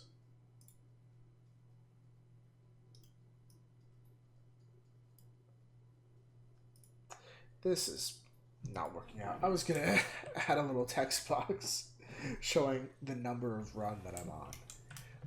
But it's not letting me do it. And I haven't practiced with this stuff enough to do it live.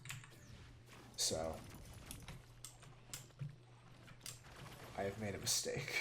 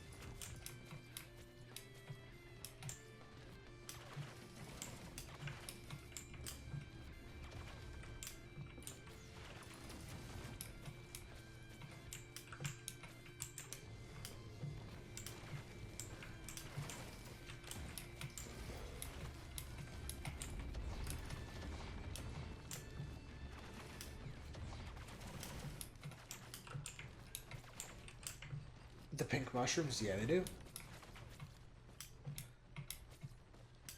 So oftentimes when we spawn into this stage when we play multiplayer together, bud, you'll see me just dart off and just bounce around from different locations. I am looking for the chest because I know where all the mushrooms can spawn.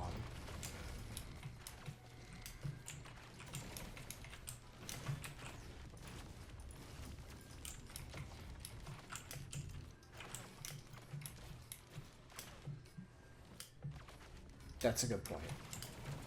But with this, on this stage, it's with the purpose.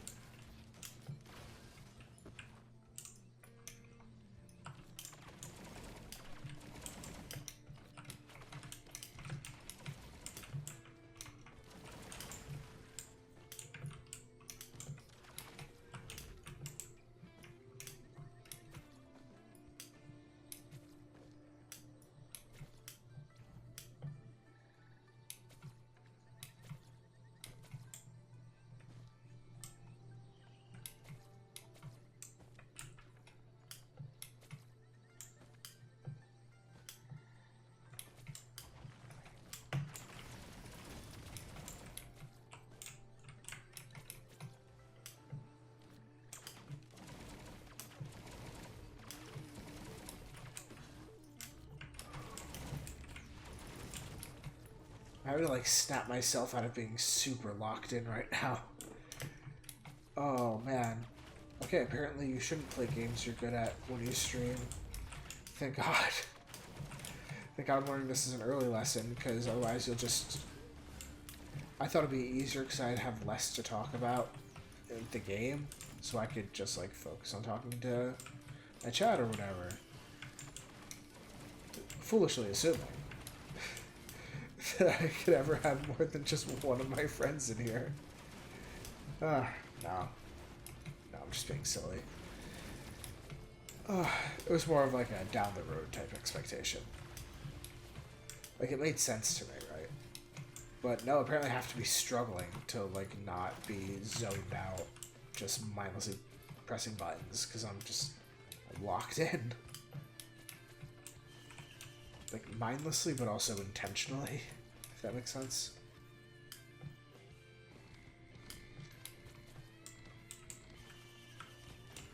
Yeah, well, I'm locked in. That's my excuse, I'm locked in.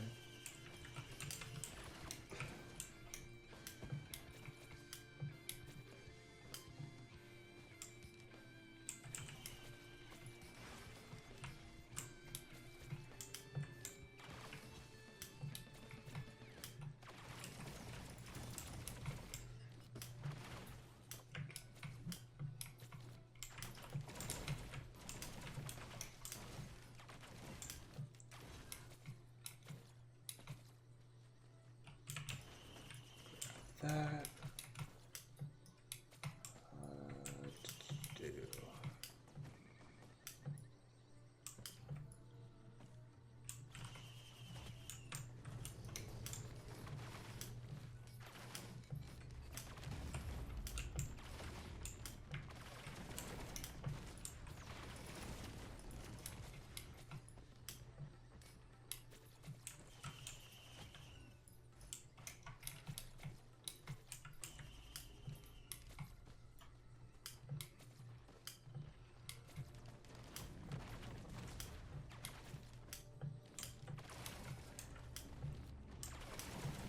will say, just because I glanced over and saw it in chat again, I may barely talk to you when I play, but I do appreciate you just sitting in chat and keeping me company every time I stream.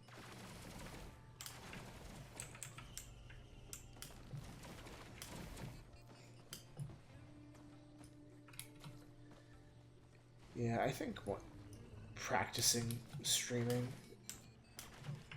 is something that'll help, and just being on more regularly. Because that's one thing that kind of worked for me with Civ, is I could explain what I was doing and treat it, and just kind of cut it up like a solo, like an unscripted video, basically. But with this, like, there's stuff going on. Like, there's continuity from how I get from this side of the stage to that side of the stage. Like, this is going to be hard to trim down, which is why I asked the question about the full VOD versus edited VOD stuff. Or if I shouldn't even bother to have the Twitch stuff for Twitch and the YouTube stuff for YouTube.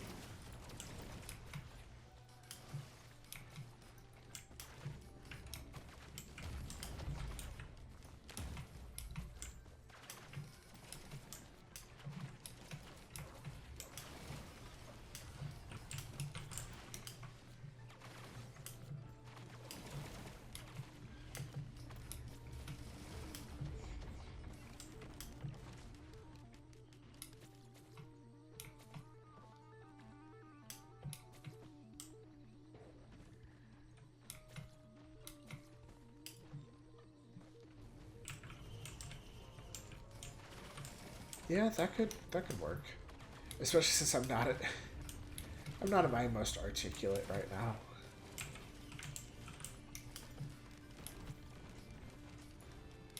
I did work today.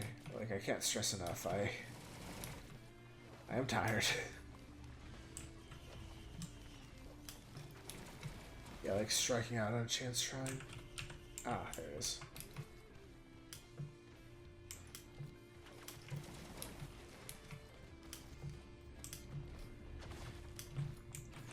Oh, that would actually be a really fun way to present Risk of Rain too. Like, this is my favorite. I could do like, I played my favorite game on stream. Here's how it went. And I could start off by saying how much I love Risk of Rain. I could talk about my playtime. Do a much better job of doing it for a video than I did in this stream.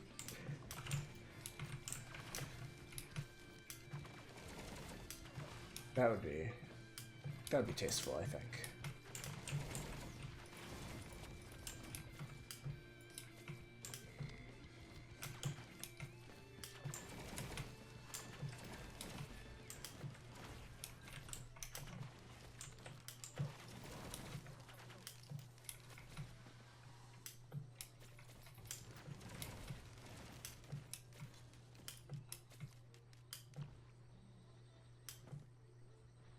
Definitely need to track down a teleporter.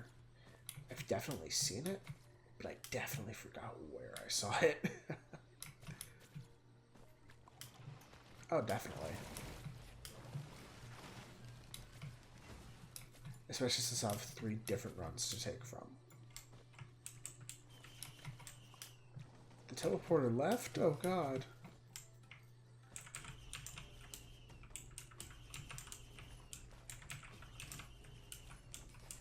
It's fine, I forgot to check down here for items, and I've been rewarded.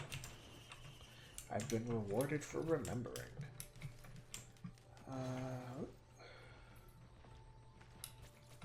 Oh, there you are.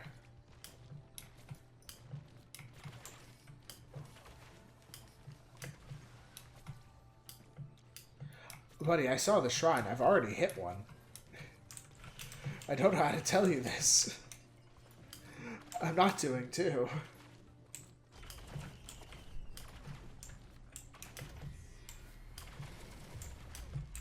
Amending Vagrant. Fuck me.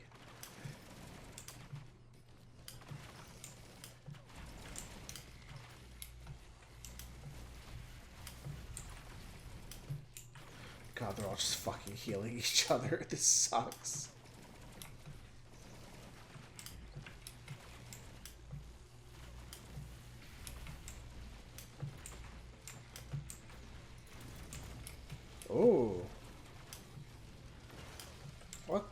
hell hit me that hard? That was crazy.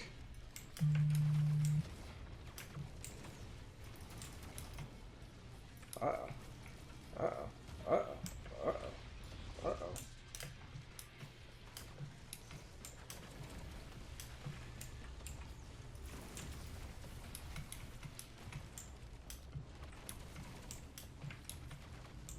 Uh-oh.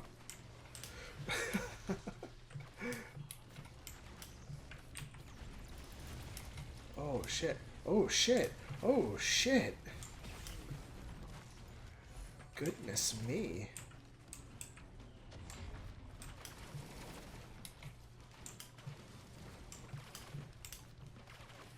I've been severely hurt.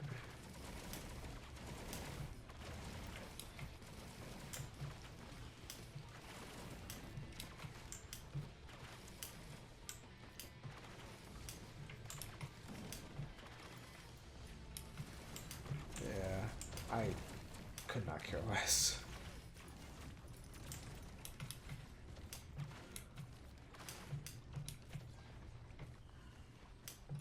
Yeah, I don't think I'm missing anything. I gotta just move on.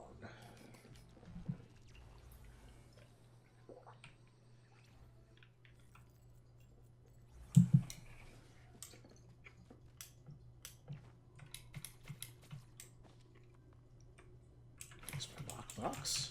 Oh? Delightful.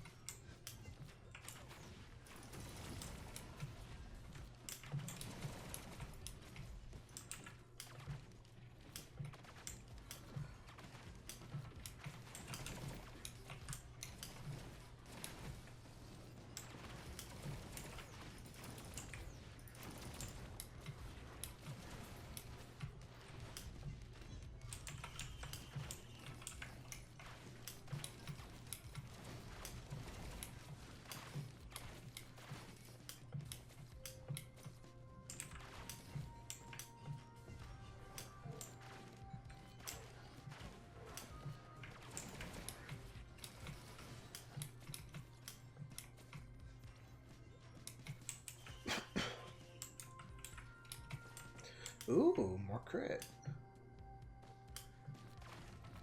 Fantastic.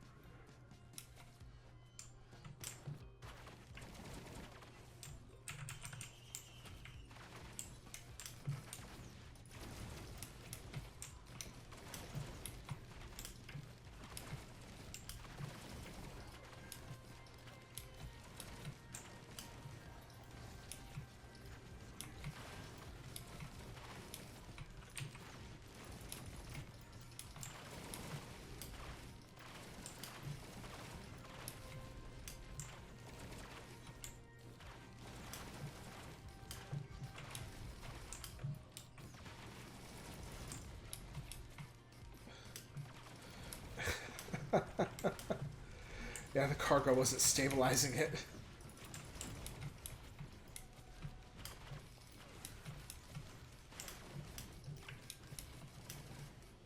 I am, unfortunately, in dire need of some healing.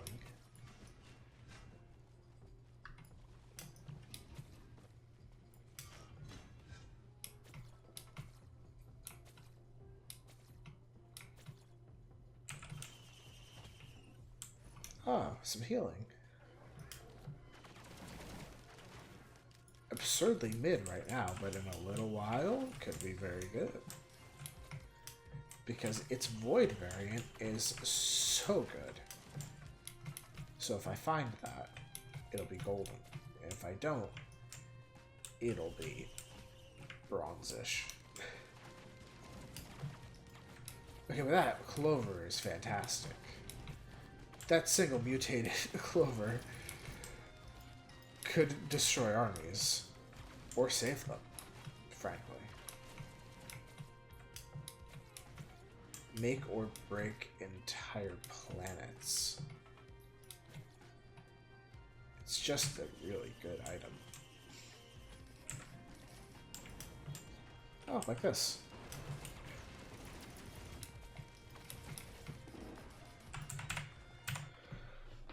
Oof. Gotta adjust my seat here.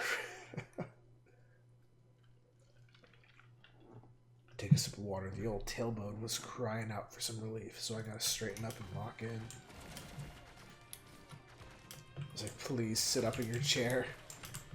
Please.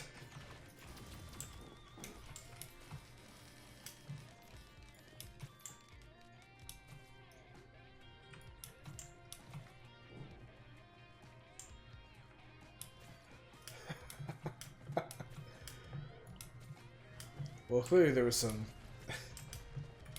external factors. Something perhaps quantum going on. We've heard of quantum entanglement. Now it's time for quantum entublement.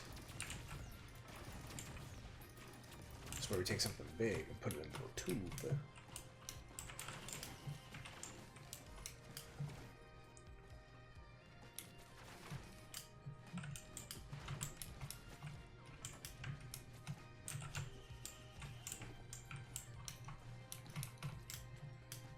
What do you think of that? A single feather in that big ass chest.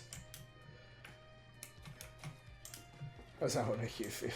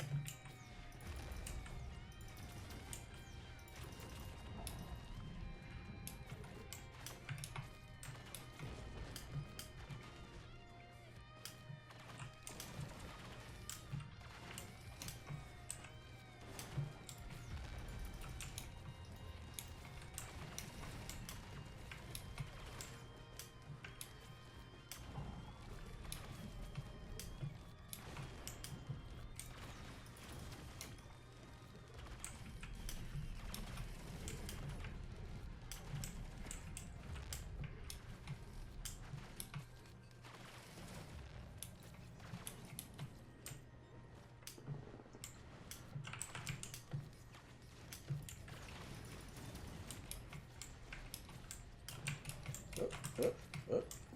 Yeah, that's gonna hurt for a minute.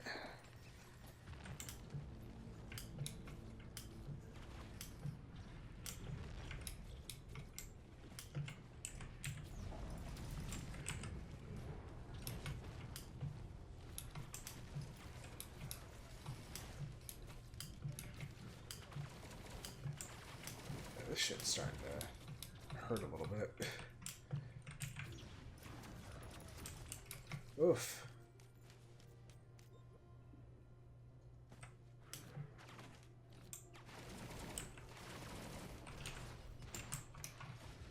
Maybe I should have done an unmodded run first.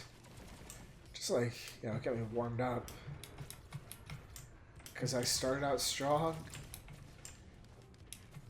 Fell flat on my face twice. I know, boys, it looking like there's going to be a third flop here. Please. Oh, thank God. He didn't have a third one in him. Oof.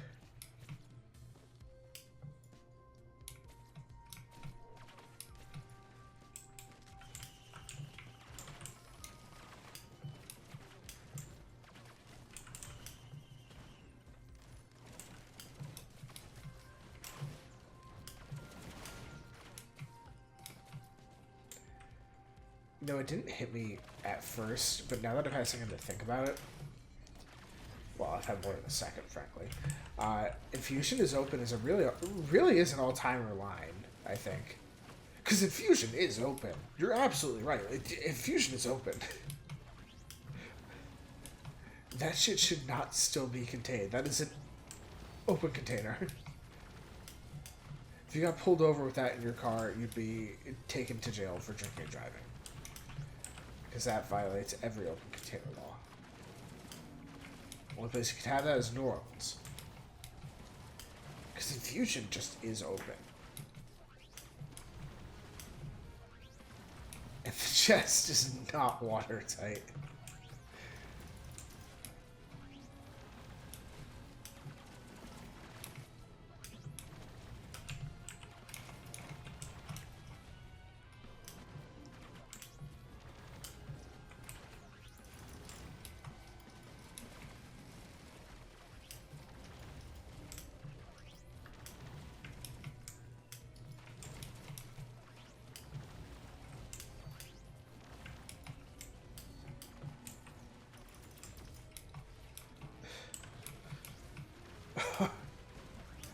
Yeah, imagine if that weren't the item with the consequences of losing the item.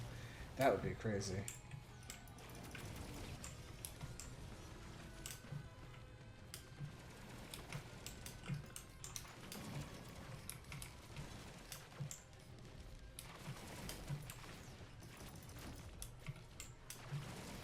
I don't even think I got everything. I just needed enemies to stop spawning.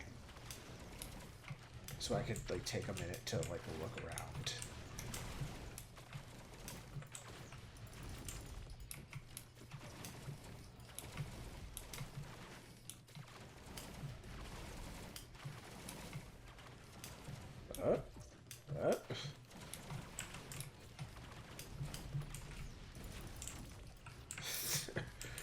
The shipping trade traumatized them as crazy.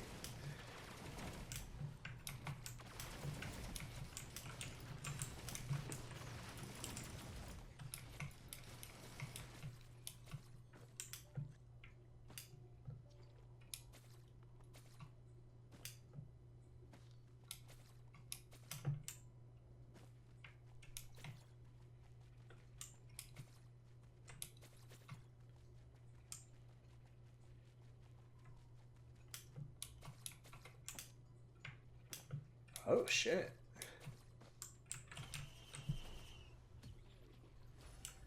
Cool.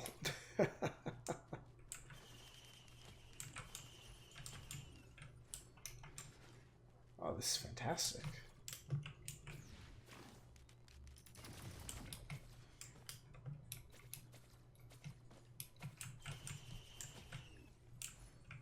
Oh, that's a terrible item, but... Okay. We smile through the pain. That's all we can do.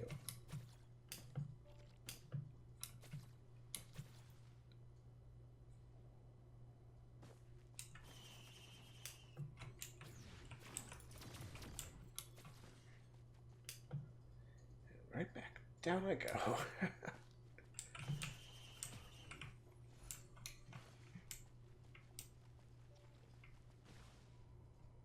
Yeah, that bomb's a bomb, dude.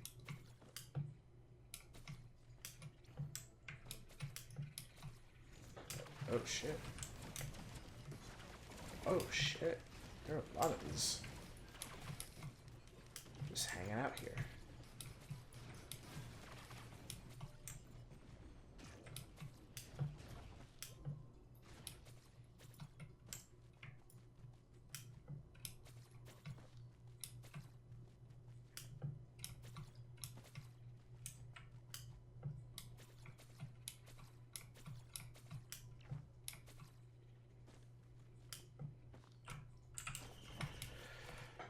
All right.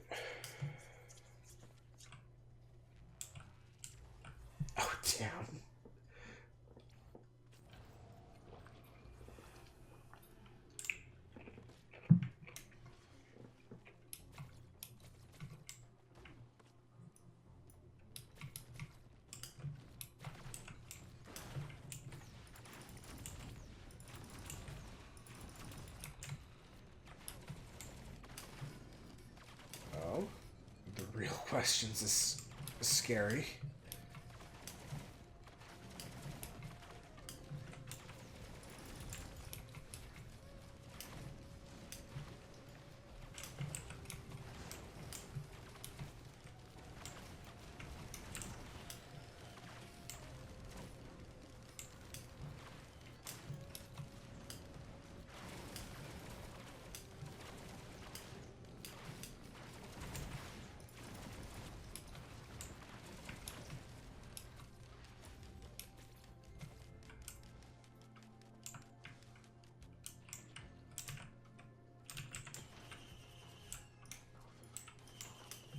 That's a very interesting question. I wonder if this is just me spitballing here. I know this is not the lore, but it'd be a cool concept if, like, the player was viewing kind of a contest held by the companies where every monster had a bounty, so their bounty is this, but it's tied to their bank account or something like that. I don't know. No, that's not a thing. I have no idea. I have no idea how it works. Because that's technically identity theft.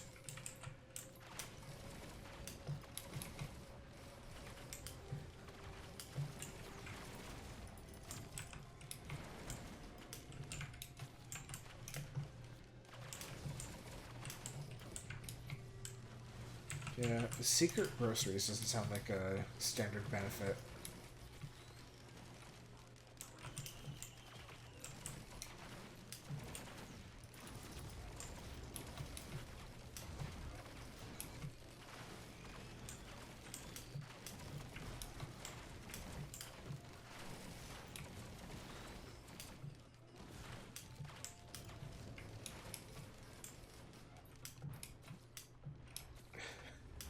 Rhino, roll the name only.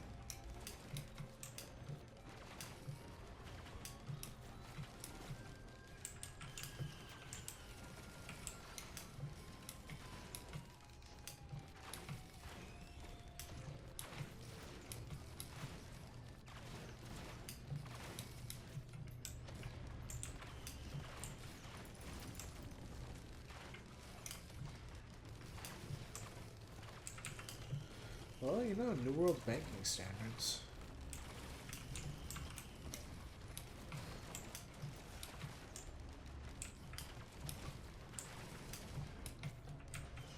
When there's less gravity, you can afford to have it open at the bottom.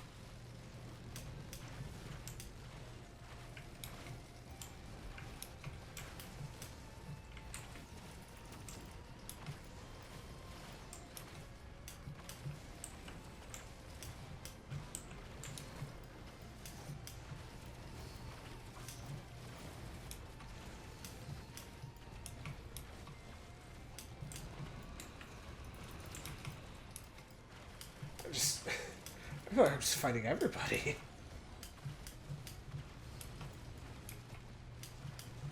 Like, this is getting a little out of hand. Just getting a little out of hand.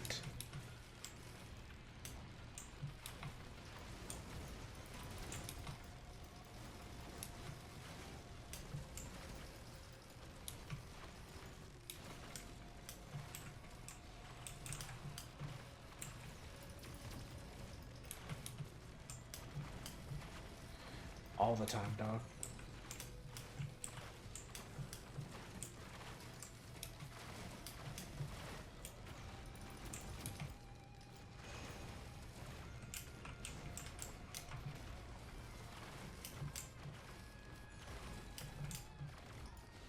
It sucks because you just have to accept that you're not going to eat anything and go to bed.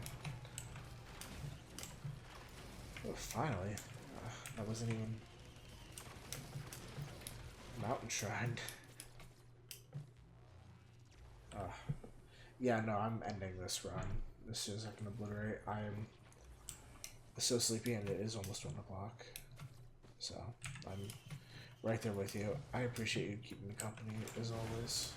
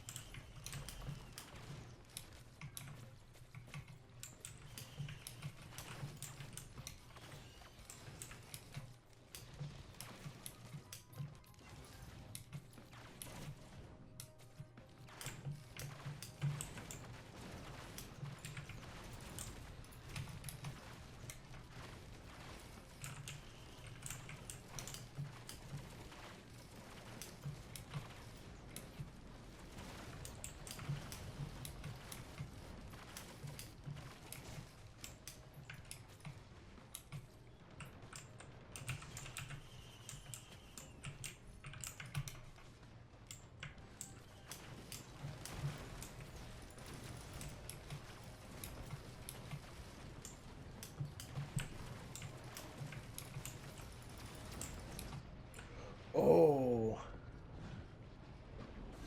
one shot. That's crazy. Damn. I fully expected to be able to close that out. What an absurd way to end that. That was so abrupt. Well, I am so tired, like I just said. I appreciate y'all for sticking with me through this. I know this can't be what people are watching me for right now, since I've mainly done Pokemon. Then there was so much love on that Star Rail video. I'm gonna have to make another video on that game for all of you that came for that. Holy shit. But I'm excited to keep going with everything. After this video comes out, I'm going to spend a lot of time offline grinding the totally normal playthrough of Ultra Sun. And after that, I'm going to really try and get some answers from the people that watch my videos on that question of edited VODs, unedited VODs, don't bother, nobody cares for the stuff that I'm doing. I should say nobody cares, just that, we're not really interested in watching that kind of stuff, so not really sure you should bother editing the VODs, that type of thing. Appreciate y'all for watching, as always.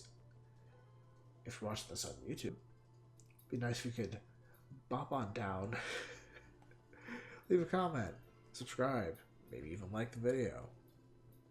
Whatever suits your fancy. Thank you so much for watching, and I will catch you in the next one. Good night.